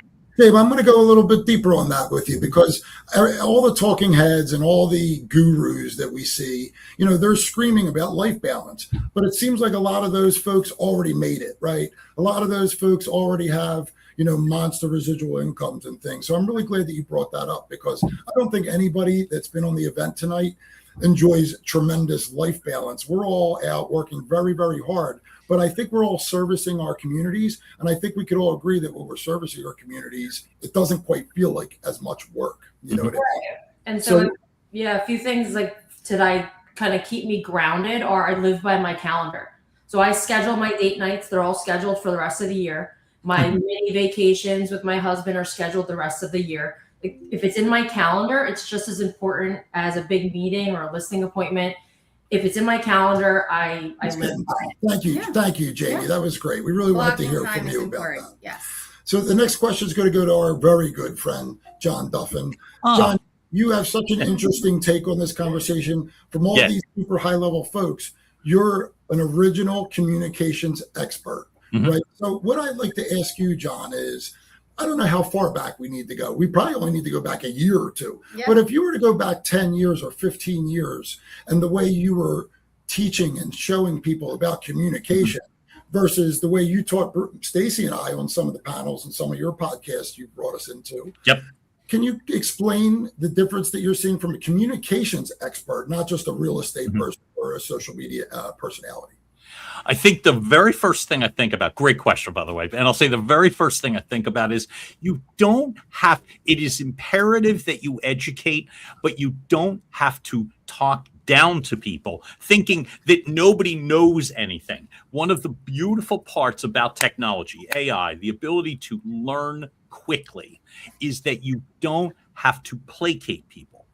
So when you're speaking with someone, when you're coaching, when you're training, the engagement that's so important is first off a respect for their expertise, the understanding that whoever you're speaking with has the ability and probably has already learned far more. You talked about 10 years ago, and you in your last panel you were talking about Sam DeMaio and his car and all that sort of thing. If he had walked into FC Kerbeck 10 years ago, there was a lot more explaining that was going on in regards to the type of the car and this gears move like this. Everybody knows it. So you just wind up insulting people. So what you're able to do, the beautiful part, you can prepare so much better now. My ability to be able to do research, whether it's a podcast guest, a guest, a prospective client, or speaking from a stage, I get to learn more quickly, which means the engagement factor gets ratcheted up fast. So, John, what's a tool that you, not to interrupt you, sir, but what's a tool that you're finding your research on? Because I know you're a very, very methodical man. So can you tell the listeners a tool and any listeners now that are listening to John, has anybody ever worked with a voice coach? If you have or interested in it, can you drop that in the chat? I'm curious if anybody is taking voice lessons. Go ahead, John. Sorry for Okay. So first off, I mean, the basic ChatGPT, which is, ChatGPT or Claude that I utilize as well. So I kind of rotate off of both of them right now. There's no reason. Google almost feels archaic to me, although I'm sure that's also fine. But for a quick, detailed answer, I lean hard into Claude and ChatGPT. I love the ability to be able to push back, which is John, I have to tell you something. I'm absolutely mesmerized by watching the way you lean into the camera with your green eyes, the way you lean in. No, I want people to realize that we're getting a master class. I was literally mesmerized in how crisp you were. Thank you. Thank you, John. You're still kind of saying that. Look, it's one of these things where I've learned as well, which is I remember coaching people when I first started to coach people on Zoom. And I remember I had this fun habit where I would do this. I think I really forgot the fact that there were other people watching me. And so the very first thing I teach people is focus on the individual, focus on the lens, and never come off. We're gonna focus on Amy next. Yep. Because John, we could listen to you. John, we could listen to you all day. I appreciate it. We wish we had an hour with you guys because we could go on and on. Because you guys are all great storytellers and have great stories. But we're gonna bring up Amy next, and I feel like I should lean in now, like John. It's amazing. There's a song, right? Lean in, lean in. Lean on me. All right, well, we're leaning into Amy right now. What systems or processes are game changers when scaling business? And I know this is a great question for you. Woo, that's a broad one though. You got to have a CRM. You got to have a database management system, and you've got to use it. It's not enough to just have it. That is the biggest one, I'd say. I am very intrigued by the recent upgrades in Google Workspace and working with just the automation side of things. And I don't know about you guys, but I get way too many emails in a day. And just to have this tool evolving to the point where it can truly not only read through, but understand and suggest and help you minimize the amount of redundancies you have. Yeah. So, Amy, could you be specific on something? Because you deal with people from all over the world, right? Mm-hmm. From Fortune 500 people to an agent that's doing 3 or 4 million a year. So could you be a little bit more specific on the tool that you used and like how it may have helped you? Are you using chat more than Claude? And could you, if not, and Google Workspace has started to take over, because that's a new one that we're hearing tonight. Mm-hmm. Could you tell us how Google Workspace specifically has really lent a hand for you? Oh, you guys, I only know enough to be dangerous. I'm a novice on Google Workspace, so I'm not going to try to brag about that. My tool of choice still is ChatGPT. I have a very intimate relationship with Tallulah. That's what mine is named. And I use Claude when I give heavy lifting stuff to Tallulah and she seems to be bogged down. Then I'll jump over to Claude. I had someone give me 38 pages with contact information for one person on each page. And I wanted to pull it all into one spreadsheet. So I gave it to Tallulah. She was churning, not getting there. I threw it in Claude. In 3 minutes, I had a spreadsheet that had all of that contact information. It was an easy one sheet for me to do my calls. So we were talking about this with the other panel as well, with automating it. And that automation can do the heavy lifting for you, act as your co-pilot, and do all the tedious work so you can travel around the world and be in front of all of your clients and building all of those additional relationships. Right. It's not to sleep more. It's not to take less time. When you're learning these tools, it's to spend more time with your family, like Jamie had mentioned. You know, those tedious tools are now easier than ever. So we're going to get to our next question with our very, very good friend, Pat Lopez. You know, and we've been on podcasts with just about all of the guests tonight. We implore our listeners to consider those things. When, you know, I think Amanda talked about branding. You know, our brand helped get built by folks like John and Pat Lopez and Amy. You know, so if your local folks are doing podcast, do yourself a favor and get on those. So Pat, my question for you is, and you know, everyone around here knows who you are and your lending ability. So tell John I said hello. Okay, I got a message from Mare, my mother-in-law, live on TV. Anyone that knows us knows that Mare is a big part of the Dream Team One and AI Unlocked Media. We love Mare. She's our 50th school participant, so we wanted to give her a shout out. She just came in. We love you, Mare. She just said hi, John. She just named her chat Legacy great conversations with him. Pat, my question to you is, as complicated as lending has been through all the turns you've been going through, how did you manage to become a digital personality with a topic like lending? I mean, my wife and I are blessed enough to be teaching real estate with AI and some drones. You're teaching lending. You do more lunch and learns a month than anybody I ever met. You're on podcast and you're closing dozens and dozens of deals. Can you tell the crowd, the group, and everybody watching how you made that transition and when you did it? Okay, I started my podcast 3 years ago, and I did it just for social media content. You have a long format, I can cut that up, and I could have shorts, reels. I can put it on TikTok, Facebook, Instagram. So one pod then can turn around and spread and be a lot of content to be out there. So it was just to be recognized, and what I call it is 15 miles famous. Okay, I don't need to be worldwide famous. I need to be 15 miles famous, because if everybody knows me within 15 miles, well, that's about 4 or 5 million people. That's more than enough people. So I always tell people, hey, if Oprah Winfrey calls you up, are you going to answer the phone? Well, I'm hoping everybody wrote down 15 miles famous, because that was great. Pat's one of the fastest talkers I've ever seen in my life. He can get done in lunch and learn in like 20 minutes and cover an hour's worth of content. He's amazing. He has it down pat. So that was the whole goal. Now, what I ended up getting from it was interviewing, smart people, fascinating people. It caused me to have to do research, to learn. So it made me better, which I didn't really realize that in the very beginning. Also, what it did is talking to successful people, you learn. How did you become successful? You're having those conversations, you learn.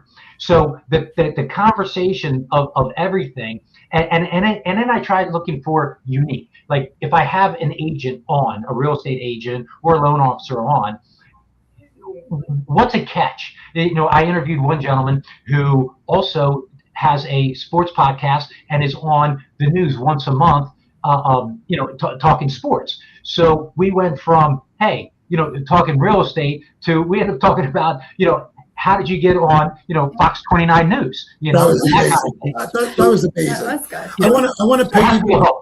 I want to continue on the 15 miles famous, because everybody's really loving that. When we're teaching classes and we're talking to folks, remember, everybody, you don't need to go viral. Okay. I think that's what Pat's trying to say. You only need one viewer, right? So I don't know how many people had the opportunity to talk in front of 20 or 30 people, but if you have a post that does 400 views, that's a lot of views, everybody. You don't have to go viral all the time. So we're going to start one more round of questions, and we're going to enjoy the next part. Yeah, we're going to circle back to Jamie again. So as a team leader for the Mike McCann team, I know that you have big shoes to fill and to keep agents motivated and productive. So how do you keep those agents motivated and productive in a changing market condition? And that we've gone through so many cycles. We've started pretty much almost together.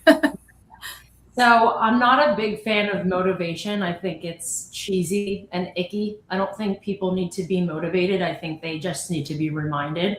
Like when you go to these big seminars and there's fireworks and people screaming and chanting, like I want to throw up. Like I don't need that. I don't need that motivation. But every once in a while, you just need to be reminded. Nobody just wakes up motivated every day. And I think just constant, consistent reminders to my agents that you're human, what you're feeling is normal. I've been there, done that. And a reminder to be consistent, because consistency will beat talent every single time. And then a gentle reminder to just look for opportunities. I also think that if you've ever gone to a seminar or something that like a topic you were really interested in and you really are excited to learn about something, and the person that's speaking that's so used to the topic is just rambling and spewing acronyms and you have no idea what they're saying. And then you just leave feeling dumber and more embarrassed. Jamie, we call those stage deckers.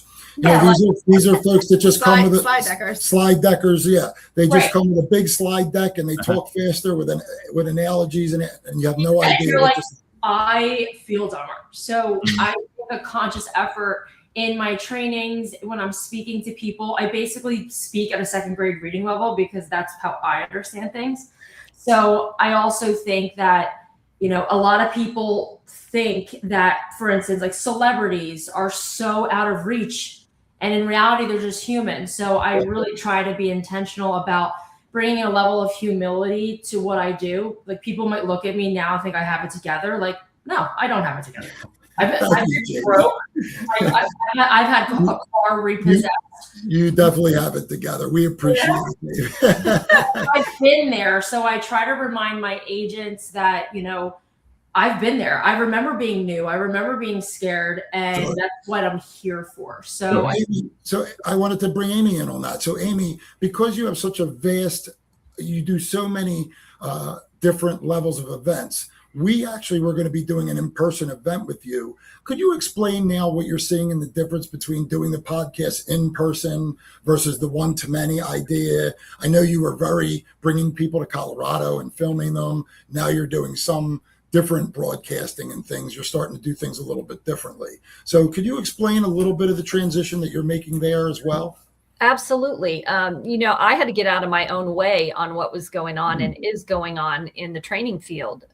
I know how well people learn face to face, and I was really pushing back, even though we didn't have the attendance numbers, to my team and my advisory council to still go live. And people are just struggling with travel, with time constraints.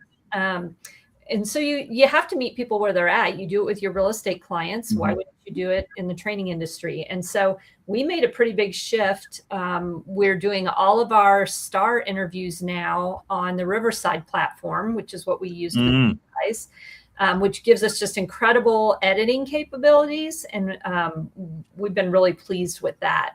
It's, you know, you learn to do things differently. You have past programming and belief systems that get in the way, and you've got to be prepared to say, what's a different way to do this? How can I accomplish the same thing in a different way? Adaptability to this ever-changing world that we're in right now. You know, a lot of these things are new and scary. So, you know, and you working in so many states, you don't have a choice but to adapt. You know, you're traveling and dealing with so many different states and different ideas, just like us when we were working with Star Power. Is really amazing. Guys, we're going to go around with one last basic question. It's just going to be something to give the audience back. It's just going to be something along the lines of, and we'll start this backwards. We're going to start with John Duffin because he's been waiting patiently. John, again, with all your years of experience, could you just give like 30 seconds or so on one thing that you think, and this is for everybody, one thing that you think people are overlooking in today's real estate or communications or social media industry, like one thing that's just being totally overlooked? That they need you.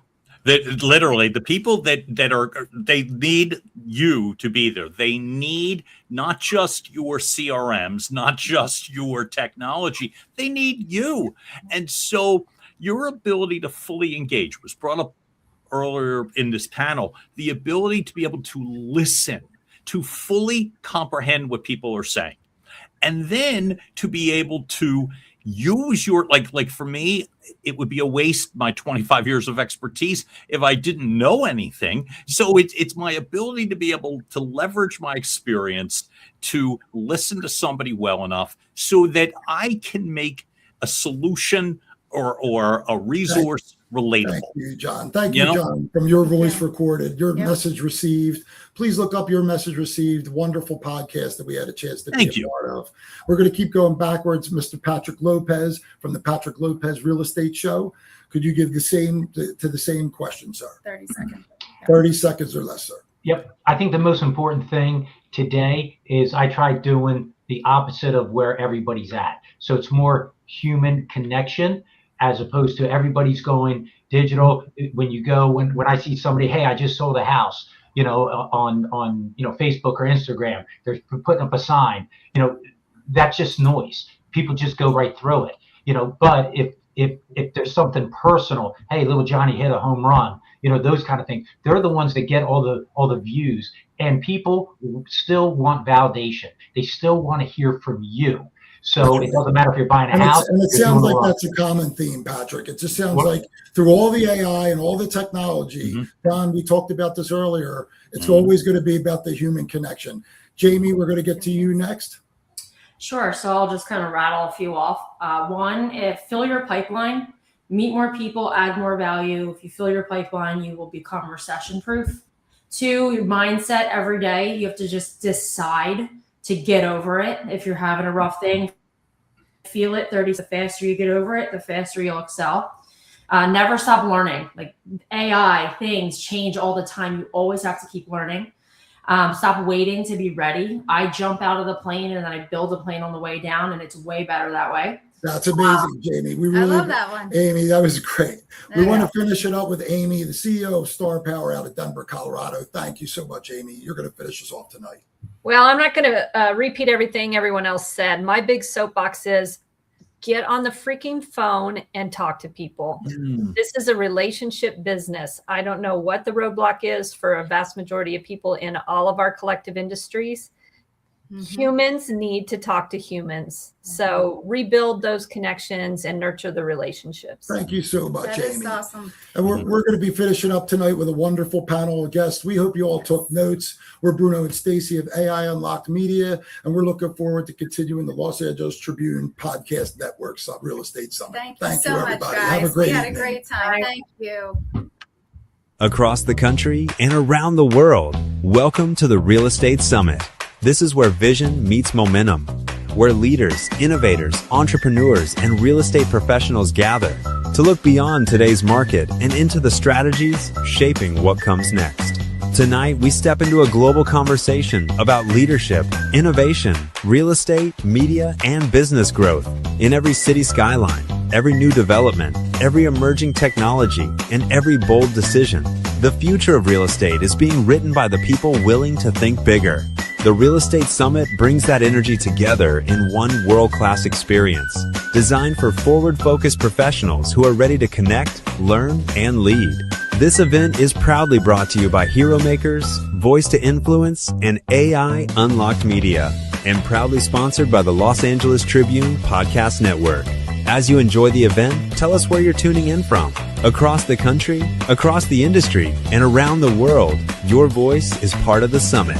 Join the conversation, take notes, explore new ideas, discover new opportunities.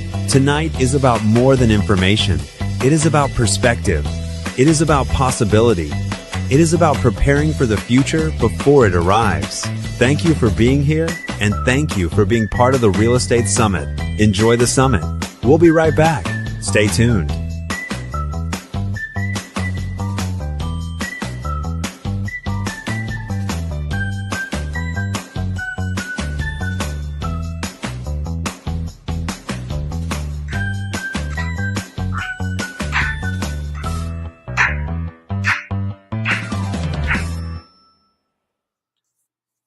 All right. So I actually learned a few things there from Mr. John Duffin about, leaning in and grabbing the camera presence. And, guys, this has been an amazing summit. Now, we've been going for a bit over 2 hours now. So I want everybody who's been going from, the very start to has been tuning all the way through us to grab your hands and rub them together. And let's just get the energy. Let's just pick up the energy here a bit today, because I know these summits. I've done thousands of them now. No, I kid. I've done probably about 30 of these now. And I know at this point of the time, if the energy doesn't stay high, like we need to be the thermostat, not the thermometer, right? Then, we can start to see a bit of a slump. But we've got two amazing guests here to help wrap up the very first Real Estate Summit. And I just want to give a huge shout out to Bruno and Stacie. This was their little brainchild, if you will, that has been brought together. Without their efforts behind the scenes, with reaching out and lining up all the amazing speakers like Justin and Joseph and the two panels that we've just seen, this event would not be happening. So Bruno and Stacie, I'm actually just going to bring you up just quickly. I'm going to put you on the stage. I hope you're ready. I saw that you were, so I brought you up. But I just wanted to just thank you for the way that you guys have been servant-hearted leaders from day dot. You've been so coachable, you know, with working with me and Michael and the team here to be able to get to this point in your journey. And I know that our journey has just started. And what we're about to bring together here with Voice to Influence and AI Unlocked as a partnership is just going to go next level. So Bruno and Stacie, thank you for bringing this together as an amazing summit.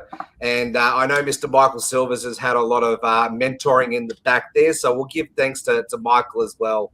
We can't thank this group you enough. as well, my friend. You as well. We're completely. We know we don't have much time. You never know who's watching. Jeffrey Ross was watching me and my wife late night, just doing some things on social media, and now he's our business partner and close friend. Mm-hmm. You never know who's watching, guys. Thank you. Thank you for bringing us on, Jeff. Well, you've brought together an amazing summit, and I can't wait to do many more with you. So we're excited to watch Jenn and Carmen. I can't wait for Jenn and Carmen. Can't wait. Thanks, team. I'm going to go on and move on with the show now. Thank you very much. And whilst we're giving credit where credit is due, thank you to Dave Miller and Daryl Simmons for our amazing tech team as well, guys. It takes a team to pull these summits together. And we're about to bring up another amazing guest, Carmen Skipworth. I've had the pleasure of working with Carmen to help her launch her podcast. But you know what? I'm going to get her to share her story with her. And we're talking about all things AI today, Carmen. And so before we get started, I'd love you just to share your story in 2 minutes or less about a bit about yourself and, you know, what you do and who you serve and all of that. But then we're going to have a conversation back and forth here to talk about AI and social media. But I want to tune in the conversation because this is the real estate summit after all, and how we can be of service to our real estate community that is watching here today. So Carmen, over to you. Tell us a little bit about yourself. What's your story? Yes. Well, hey, first off, thanks so much for having me on here. I really appreciate it. And Voice to Influence, Hero Makers, and AI Unlocked Media. So yeah, my story started out where I was kind of growing up as a woman and ethnic background and with immigrant parents. And I was told that, hey, you know what? I got to conform to society, be who I am, and stay within my boundary. And as I started to grow up, I guess, and get into society, I learned that, hey, you know, women have a voice too, right? And so I started mentoring women, and someone said to me and said, hey, you know what? You could reach more people if I wrote a book. So, and I started getting into AI, and I'm a leader, and I talk about leadership, and I mentor people in leadership. And so the next thing you know, I wrote this book, and I am reaching out to so many people. It's called Lead with Intelligence, A Women's Guide to Thriving in the Age of AI. And so since I've written that book, I've reached out to so many women and people and teaching about AI in every single industry nationwide. My book is now translated into Mandarin and Thai and Lao. So it's just incredible what's happening. So that's my story in a nutshell. Absolutely brilliant. And I love straight away on how you've essentially leveraged AI, but AI has been an amplification for you, right? It hasn't been a replacement by any means. No. And, you know, essentially I would say you used AI to help you become a better influencer by writing your book and starting your podcast. And so we're speaking to real estate agents here today. And essentially, like from what I can see, I'm not a real estate agent, but from what I can see from the outside looking in, a lot of real estate agents have to be essentially influencers in today's world, right? You know, to grab people's attention and to build connection and community around them. So when people, like, it's the whole know, like, and trust. So when people think about buying or selling or investing, that they've already got that person's mind and name already in that conversation. So when they reach out, like a lot of the pre-selling's already done. So how is your book, how is your podcast, and how has AI really helped support you to do a lot of the pre-sales, but in a way, how's it help you to connect and open doors for you? Yeah, so great question. AI is incredible. So Jeff's absolutely right. We don't rely on it. It helps. It's kind of like your own personal assistant that's there with you 24/7, right? So through the podcast, it's called AI Made Simple. And so what we do is we interview leaders and how they use AI in their lives. So, little things like, for instance, in the real estate world, nowadays with AI, you see this beautiful place and you're like, gosh, and you can imagine, you're imagining in your head, but AI can actually put the furniture in there for you and imagine you actually living there. And it just makes the sale so much easier for the realtors and even the buyer, right? So you're like, wow, I could see myself living here. And not only that, I actually see it. So AI is incredible in doing that, but we just have to be careful all the time that it's not always right. So. Yeah, we have to learn how to definitely correct it. Or as my friend Dave Miller says, sometimes we've got to give AI a bit of a gentle slap. You know? Hey, I think you're hallucinating here, ChatGPT or Claude, and we need to direct it because we can't necessarily rely on it, as you said, but we can use it as a tool to help us to get the job done. So I want to unpack, I'm a real estate agent right now, and I want to, it's a very noisy world, right? Just like in any business, it's a very noisy world. And I want to raise above this noise. How can I use AI to essentially help me to find my voice and to find my unique sort of, unique selling point, if you will? How can I use it to help me to raise above the crowd to connect with people and get past the competitiveness, the noise of it all? Right. So you're absolutely right. There's so many choices. There's Claude, there's Gemini, there's Chat, there's Perplexity. I mean, which one do you use? Which one do you choose? Well, that's a good question. And a lot of people have their go-to of what they started with. So usually people start with Chat, and Claude has been getting a lot of noise where it's improved and so much better. But to overcome all that noise is when you chat to, I'm using the word chat, when you talk to your chat, whether it's Claude, Gemini, or whoever, be very specific. So if you're not specific in your ask and what you're looking for, like what type of home and what area, the price, if you don't say, instead of saying, I'm looking for a home in, whatever area you're looking at, you got to say what type of home you're looking for. Just be very, very specific. And you're going to find that you're overcoming all that noise of, you got to do this, you got to do that, or just be specific, and AI can help you. And you're right, it'll hallucinate sometimes or be incorrect, but you just correct it and say, hey, I was talking about, maybe 1 acre or 2 bedrooms, and they'll go, oh, you're right, my bad. So they're so kind. when they make a mistake, they admit it, and they're just really nice about it. So that's also a nice thing. Have you ever noticed how ChatGPT or Claude or whatever tool it is, like I still to this day, I still say please and thank you, right? I still bring in the emotional context to it all.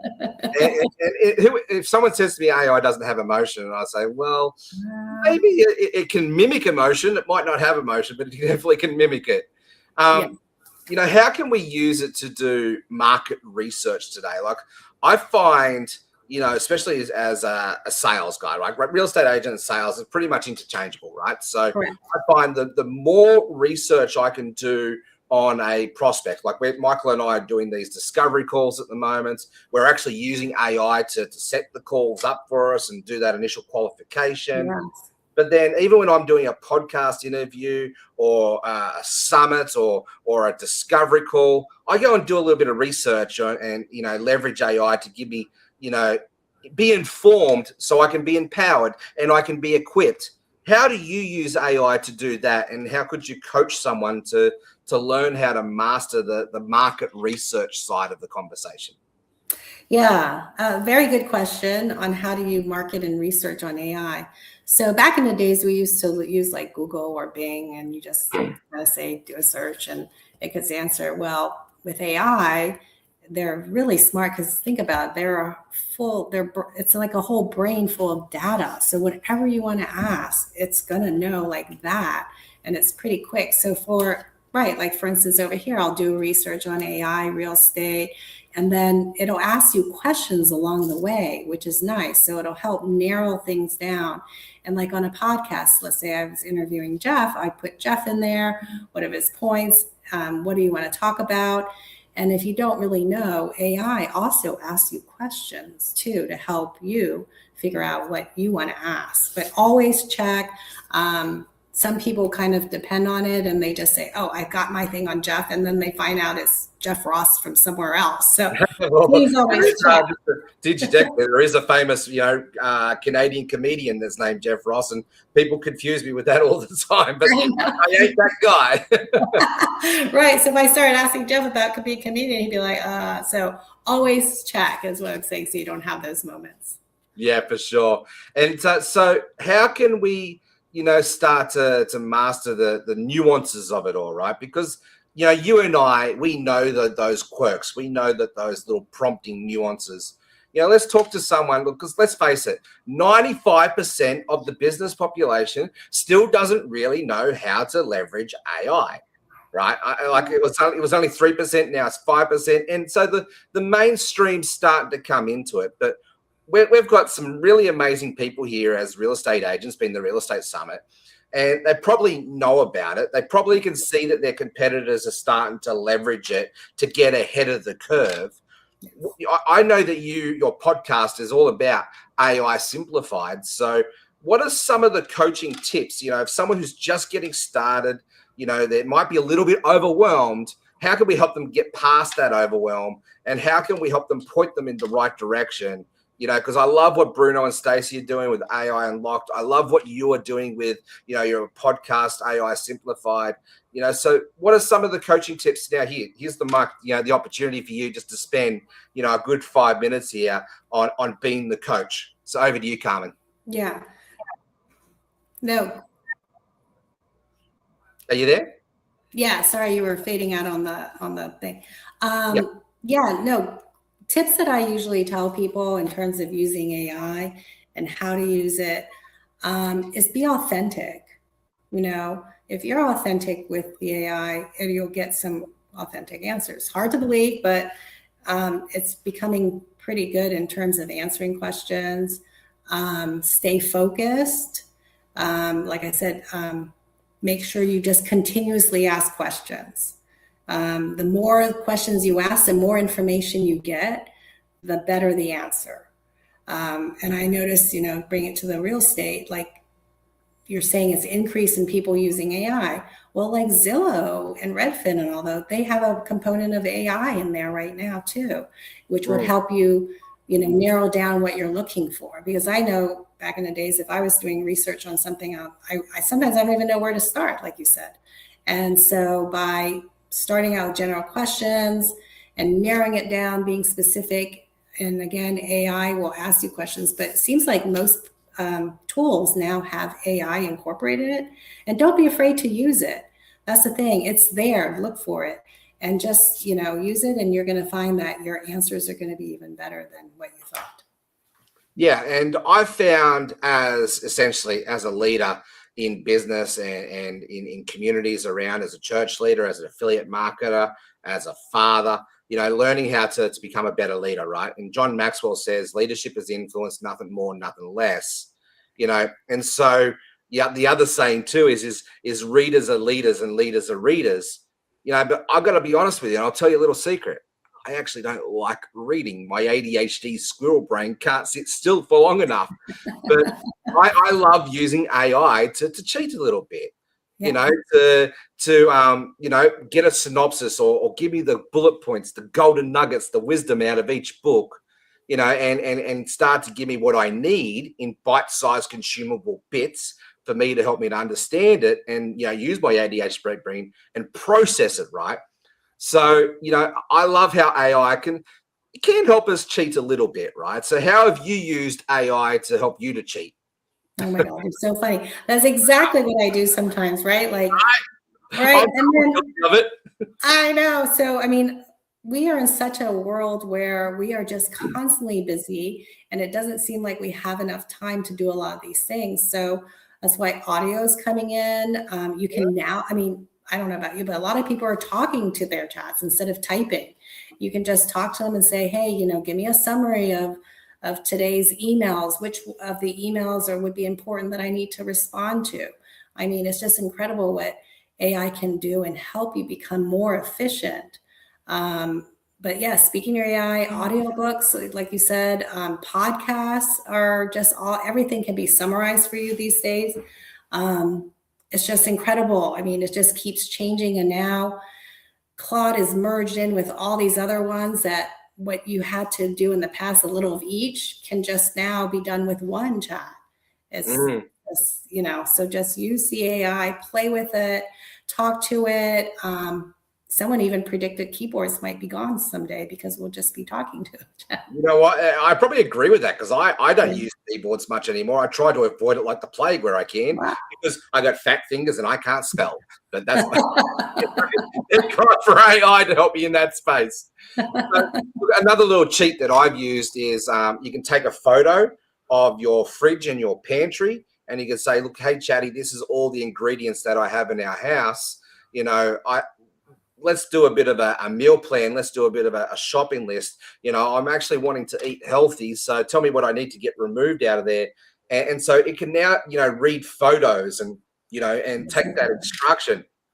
Are you finding that prompt engineering, like back 3 years ago, right? Everybody was talking about you had to be a prompt engineer. You had to learn how to structure your prompts. I don't know about you, but I'm actually starting to find that AI is getting way too smart. It's probably a bit scary, but the days of having to create these long fancy prompts, don't get me wrong, they still work and they still help to get more specific. But if you're just getting started, if you know how to just work with it like a personal assistant, are you finding AI is getting smarter? Oh, absolutely, 100%. AI is getting smarter by the minute. It learns you as well. So the way you speak, the way you talk, it'll know exactly what you're thinking, and it's a little scary actually, right? The fact that AI is so smart. It remembers everything that you say, which I kind of like because I don't want to repeat about what I Me too, right? So it's helpful not to be able to do that. And literally, it is your personal assistant. And like you said, you can take a picture of your pantry. Like Gamma, for instance, is great for presentations. I was running late doing something and I said, oh, I have a presentation to do. And Gamma, you just put in a few of your information, because it knows you too, will just do a whole presentation. That's just incredible. Yeah, it's pretty insane. I know Dave at the moment. He's putting together speakers portals and like the actual watch page that everybody's watching this show on now. Dave used AI and Claude coding to build that out, and you can actually go click on all the speakers page. Actually, Daryl, if you're there, drop the link in the comments, please. Thank you, mate. You've already gone to it. I love it. It's good when you got a team that's trained and they know how to work like that. But you can go click on the speakers of all the people that have spoken, all the panelists and all the solo speakers, and go and get some information and connect with amazing people like Carmen and Joseph and Justin and Bruno and Stacie as well. Please do reach out and connect to them as well. Carmen, we've got probably about 3 minutes left of this interview. I want to give you the spotlight here to really shine. So use this opportunity to talk about something that's unique that other people don't really talk about, and how are you leveraging AI in a unique way that separates you out from the rest of the crowd? Yeah, no, thanks for the opportunity. So AI has come a long way, like Jeff mentioned, and prompt engineering was the thing back then, and now AI is just blown away and things are just being stacked now. So that's part of the noise and the confusion. It's like, you got to use Claude, you got to use Gamma, you need to combine it and 8. And you're like, well, I don't want to do all this. And then AI agents and AI assistants, like, it sounds easy, but it's not that simple to kind of create one, right? So AI is becoming a lot simpler, a lot easier to use. You just, how would I recommend? Like Claude, seriously, I think I would recommend right here for everyone, Claude to start with, just because now the coding, like they have Claude Code, like Jeff mentioned, you can create apps on these things. There's a story about someone who created an app and it got bought out by another company. So now, that's pretty cool. Yeah, I forgot the name of it, but now, in other words, what seemed like wasn't achievable for a non-programmer, a non-coder is now possible. So please embrace AI. A lot of people feel like AI is going to take over their jobs or take over whatever. So Magic Johnson at a commencement speech recently told the students, he said, yes, AI you need to learn AI. And if you don't learn AI, people who learn AI or know AI are the ones who are going to take over your job.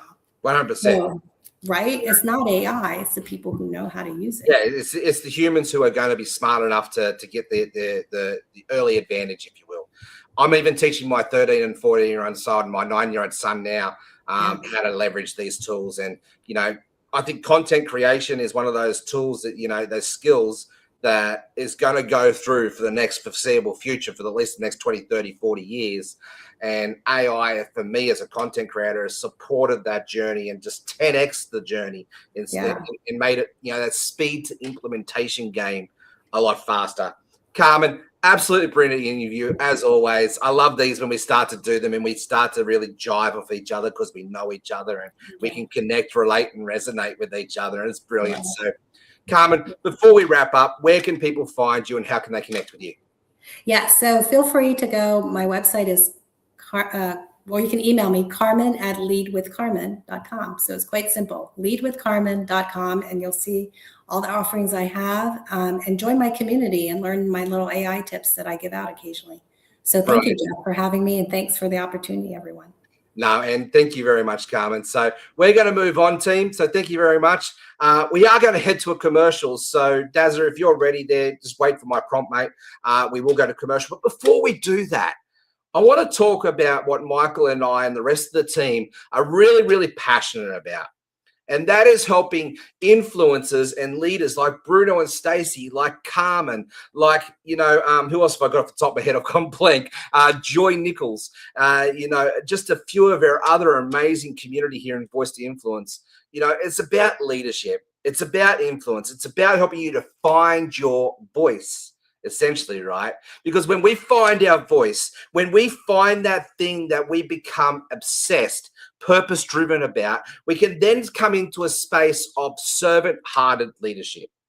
If you haven't picked that up already, that is the DNA of what Michael and I are building here with Voice to Influence. I know that's the DNA of what Bruno and Stacie are building with AI Unlocked. It is what we are building with Hero Makers. It's what we're building with the Los Angeles Tribune Podcast Network.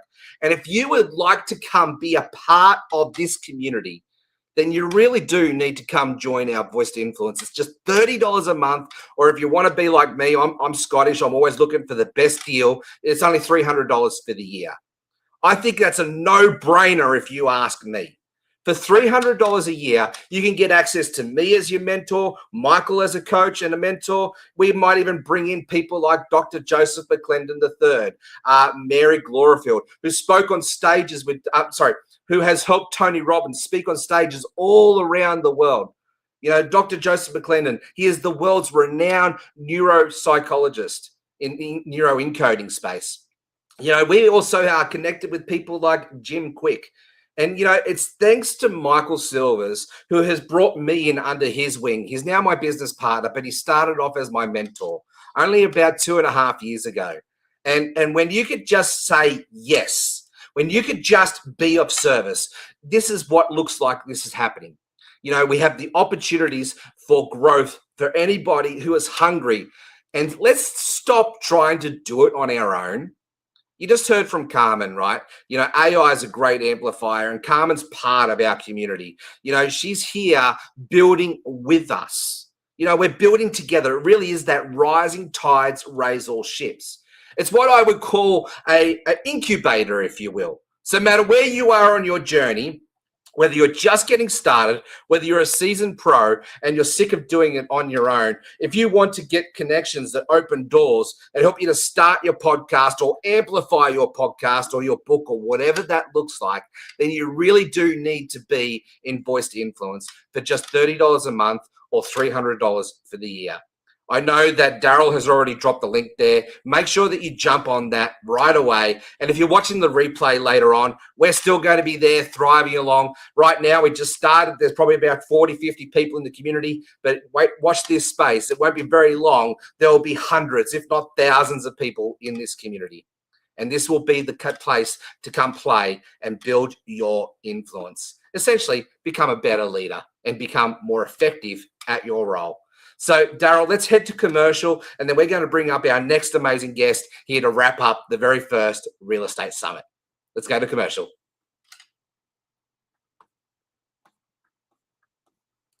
Across the country and around the world, welcome to the Real Estate Summit. This is where vision meets momentum, where leaders, innovators, entrepreneurs, and real estate professionals gather to look beyond today's market and into the strategies shaping what comes next. Tonight, we step into a global conversation about leadership, innovation, real estate, media, and business growth in every city skyline, every new development, every emerging technology, and every bold decision. The future of real estate is being written by the people willing to think bigger. The Real Estate Summit brings that energy together in one world-class experience, designed for forward-focused professionals who are ready to connect, learn, and lead. This event is proudly brought to you by Hero Makers, Voice to Influence, and AI Unlocked Media, and proudly sponsored by the Los Angeles Tribune Podcast Network. As you enjoy the event, tell us where you're tuning in from. Across the country, across the industry, and around the world, your voice is part of the summit. Join the conversation, take notes, explore new ideas, discover new opportunities. Tonight is about more than information. It is about perspective. It is about possibility. It is about preparing for the future before it arrives. Thank you for being here, and thank you for being part of the Real Estate Summit. Enjoy the summit. We'll be right back. Stay tuned.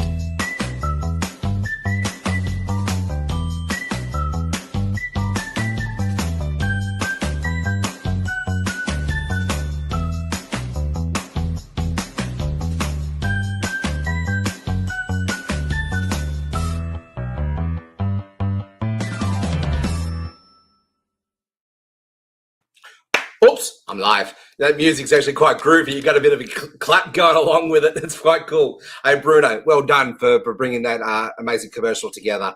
And I know Stacie was in the background there guiding and shaping it as well. So really, really appreciate you. Look, we're going to bring up our final guest for the very first Real Estate Summit. And you know, I love these summits because you just get to connect with amazing entrepreneurs all around the world. Well, our next guest was actually a guest on our very first direct sales summit, Jenn Conkey. So let's bring up Jenn Conkey to the stage. Welcome, Jenn. Thank you very much for being of service and saying yes to being our speaker for the Real Estate Summit here today. Welcome to the stage. Thank you so much, Jeff. It's so good to be here. Thank you for having me. No, my absolute pleasure. So I always love to make sure our audience is grounded with our speakers, right? And sometimes I'll go do the introduction and sometimes I'll just throw it over to the speaker, which I'm going to do today. And so I love to just spend 2 minutes or less here just to give you your introduction. You know, you're just about to walk on stage for the first time. People don't know who you are. Who in the world is Jenn Conkey? Yeah.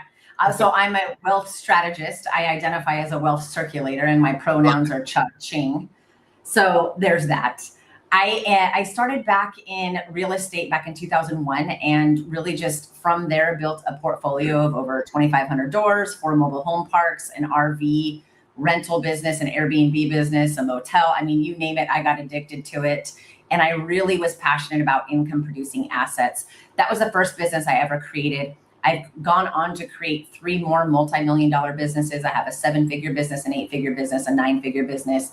All of it was possible because of real estate. So I'm very passionate about real estate, and that's me in a nutshell. I like to help business owners specifically get their business more profitable so that they can then take those profits and invest it into income-producing assets, real estate being my primary. Brilliant. I love working with seasoned pros. That just rolled off the tip of your tongue, and you've said that a few times. So thank you very much for joining us here today.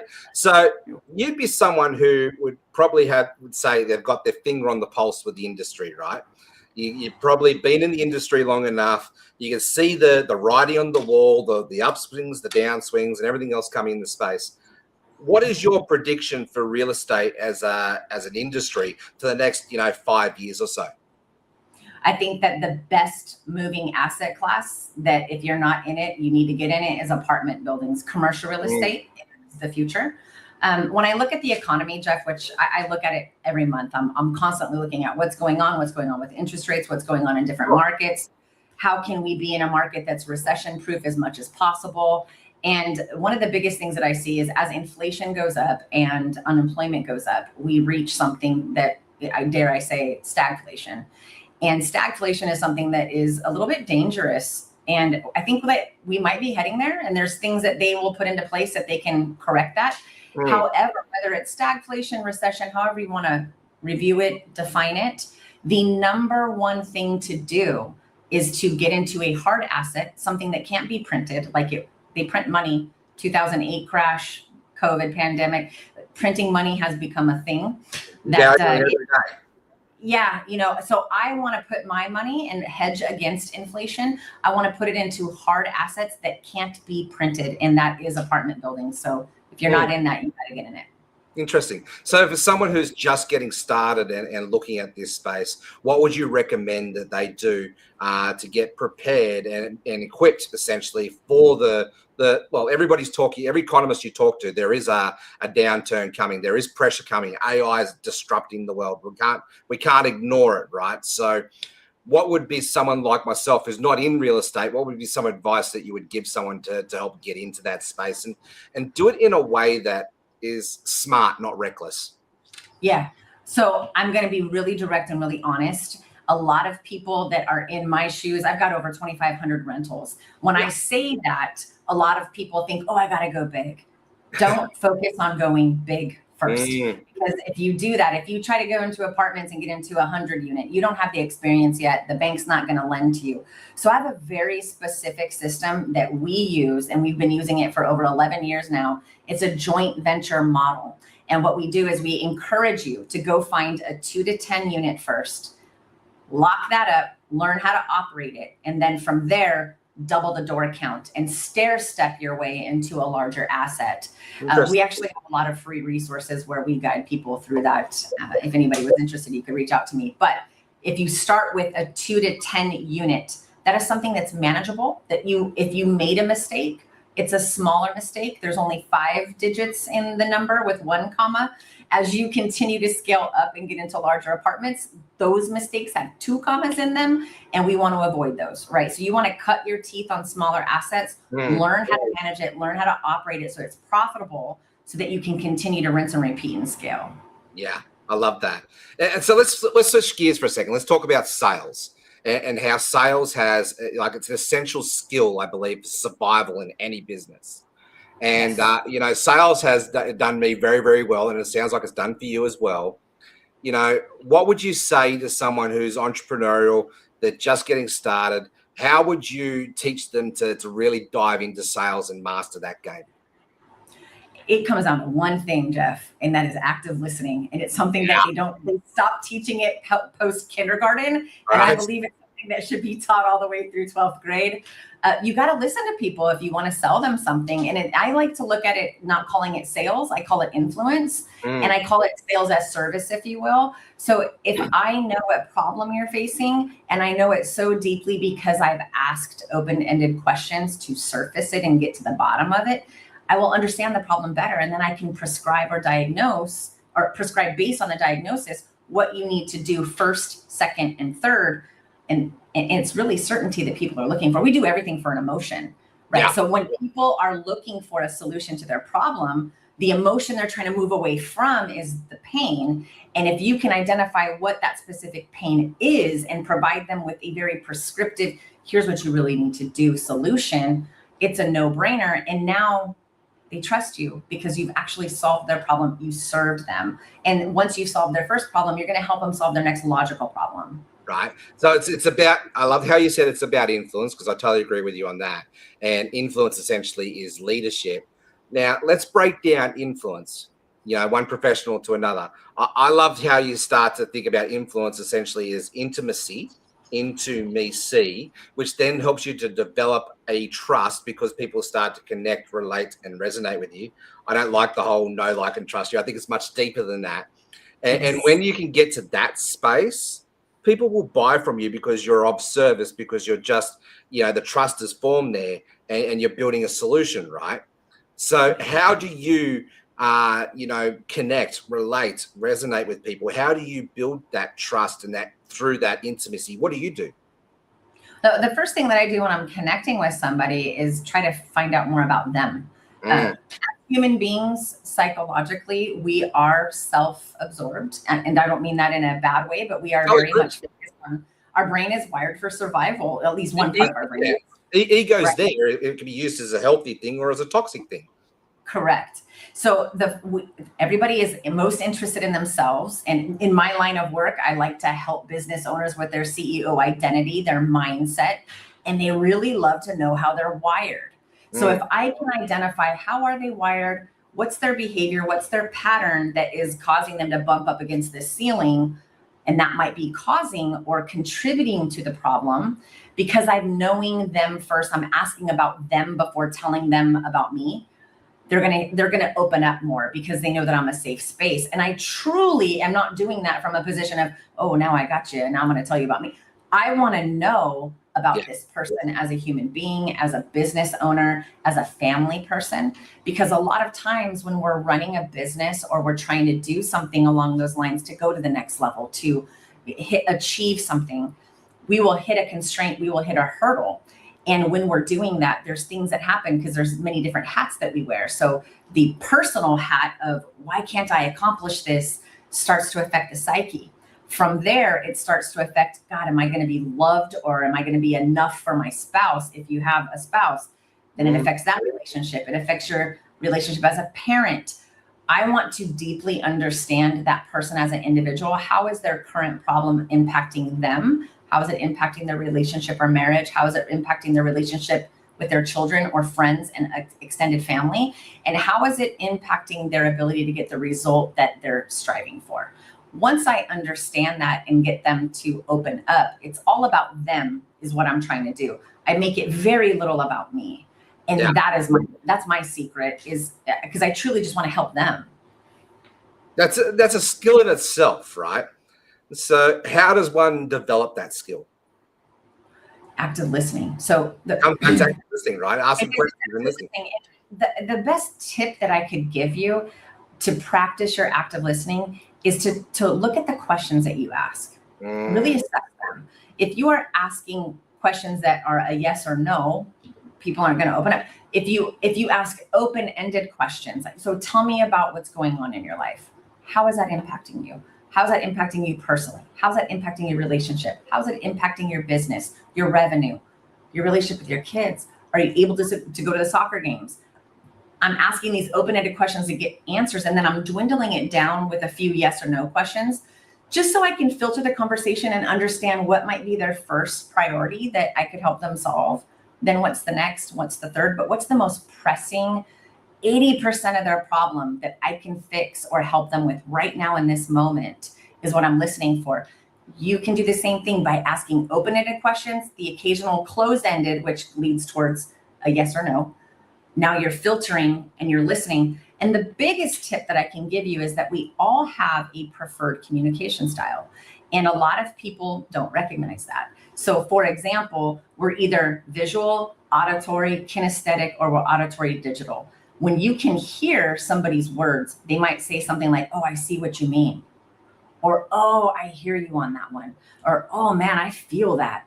You hear predicate words. So I'm constantly listening for predicate words to identify how do they prefer to be communicated with.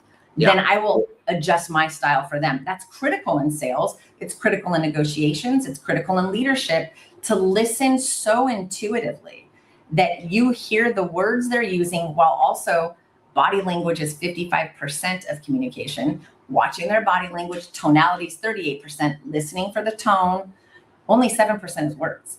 So you have to just start practicing it. Practice it with every interaction that you have, and then assess, how did that conversation go? Did I adjust to their communication, or did I expect them to acclimate to mine?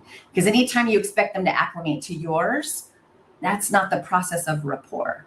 Rapport is a process of responsiveness, and so is communication. So the idea is to have a dialogue, and that means you got to meet them where they are. And whoever meets them where they are first will lead the conversation.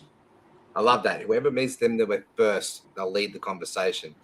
I've always said, the person who's asking the questions will lead the conversation as well, right? So let's talk about, I'm a network marketing professional and I teach people, branding and essentially sales as well. And, let's talk about the art of the close, right? Because I think people think about closing as a sales tactic, as high pressure and all of this sort of stuff. For me, when you've got someone who's aligned, that you've got that intimacy and you're being of service, the close just happens naturally, right? 100%. So what's some wisdom that you could teach here at the moment around closing? But also, I want to bring in the art of it's okay to be silent. I know in my early days in my sales, if I had silence, I had to fill a void. I was like, I've got to say something. But I've also realized too that sometimes people need time to process things, right? So sometimes you've just got to shut up, Jeff, and the less you say, the more you get paid, type sort of thing. So I'd love to just give you the opportunity here just to teach a little bit of wisdom around the art of the close and how you do it from the perspective of intimacy, essentially is the key word. Yeah, I would love to invite everyone listening to flip that definition and meaning of close. A lot of times when we say go close them, it can come across as really prescriptive or pace setting. And I flip it and turn it into invitational energy. And because the whole time I'm having a conversation with somebody, I too am assessing whether or not I actually want to work with this person on a long time frame, because I have a very specific avatar that I want to work with, and they've got to be action takers. They have to be able to overcome and be coachable. There's things that I'm listening for and assessing whether or not I'm even going to make an invitation. And when you approach it with that energy of, I'm not being scarcity driven to try to close, but I'm trying to truly understand this person, understand their problem, understand whether or not my frameworks, my systems, my methodology can help them. Do I want to make an invitation? And that is exactly how I look at it. I don't do a hard close. I do an invitation. And in doing that, you have to be very careful to make sure that you're pre-handling any objections. So, the objections of time, of money, of spousal support, or ability, 99% of the time it's ability. They just don't know if they're good enough to do it or if they have the ability to do it.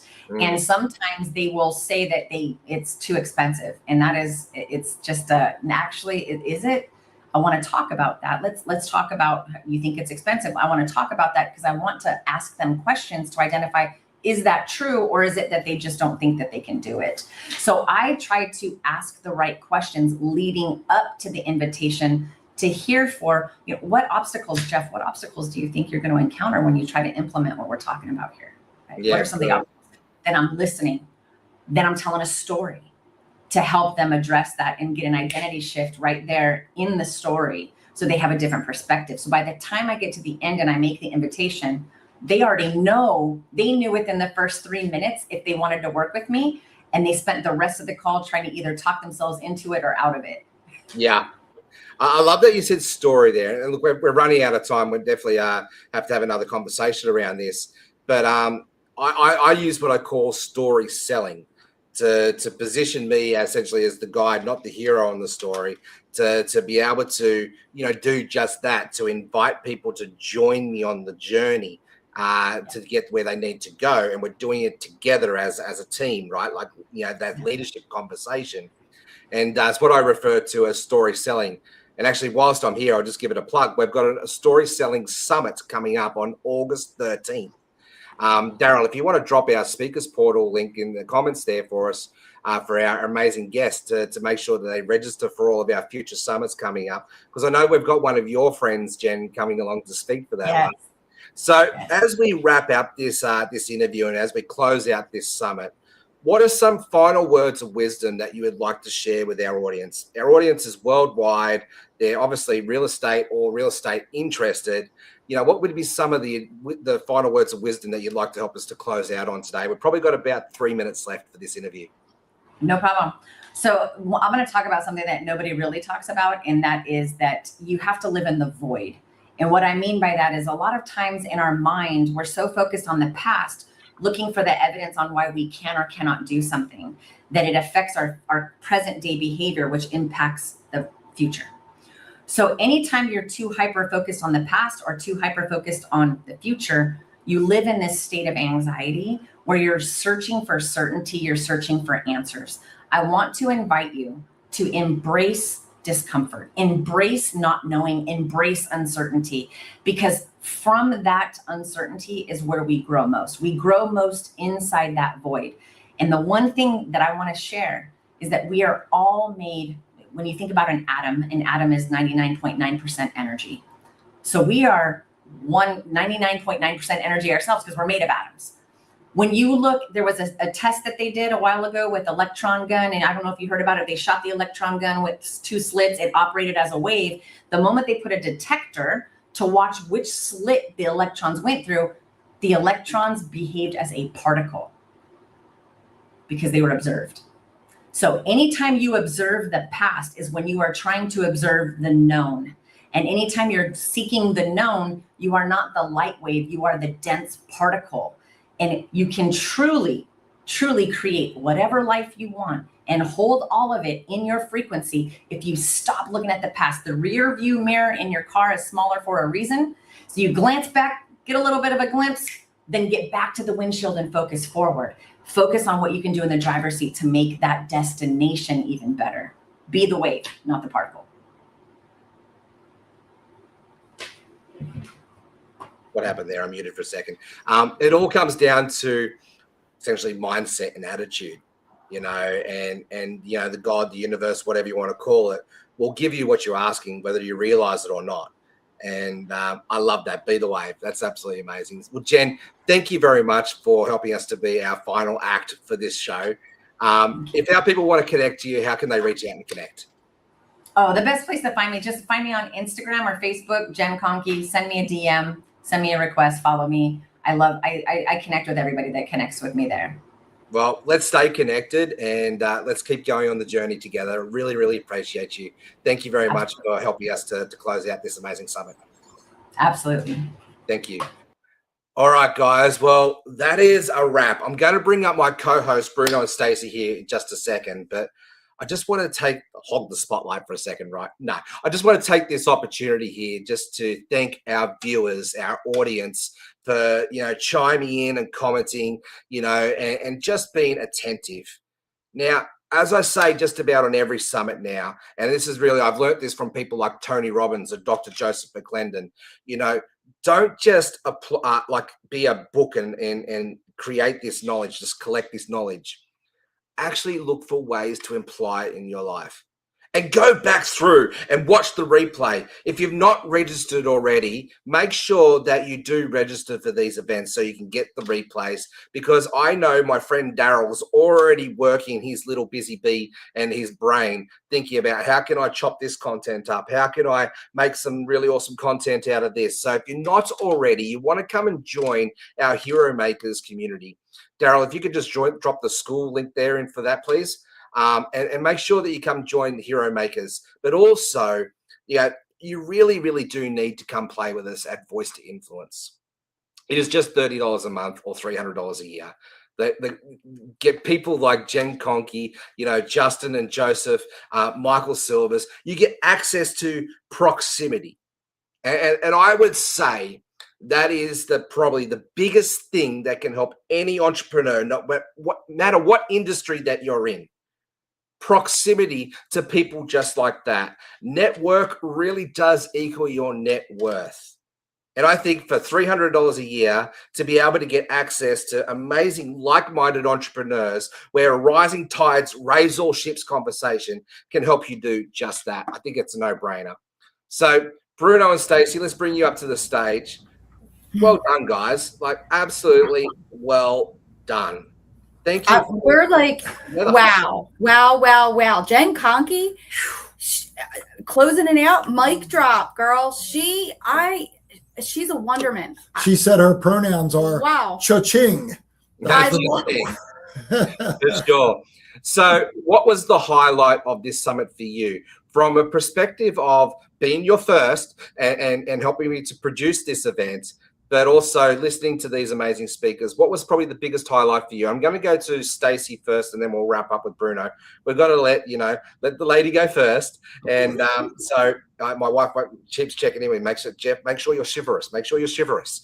So Stacie, over to you. What's been the biggest highlight for you with this real estate summit?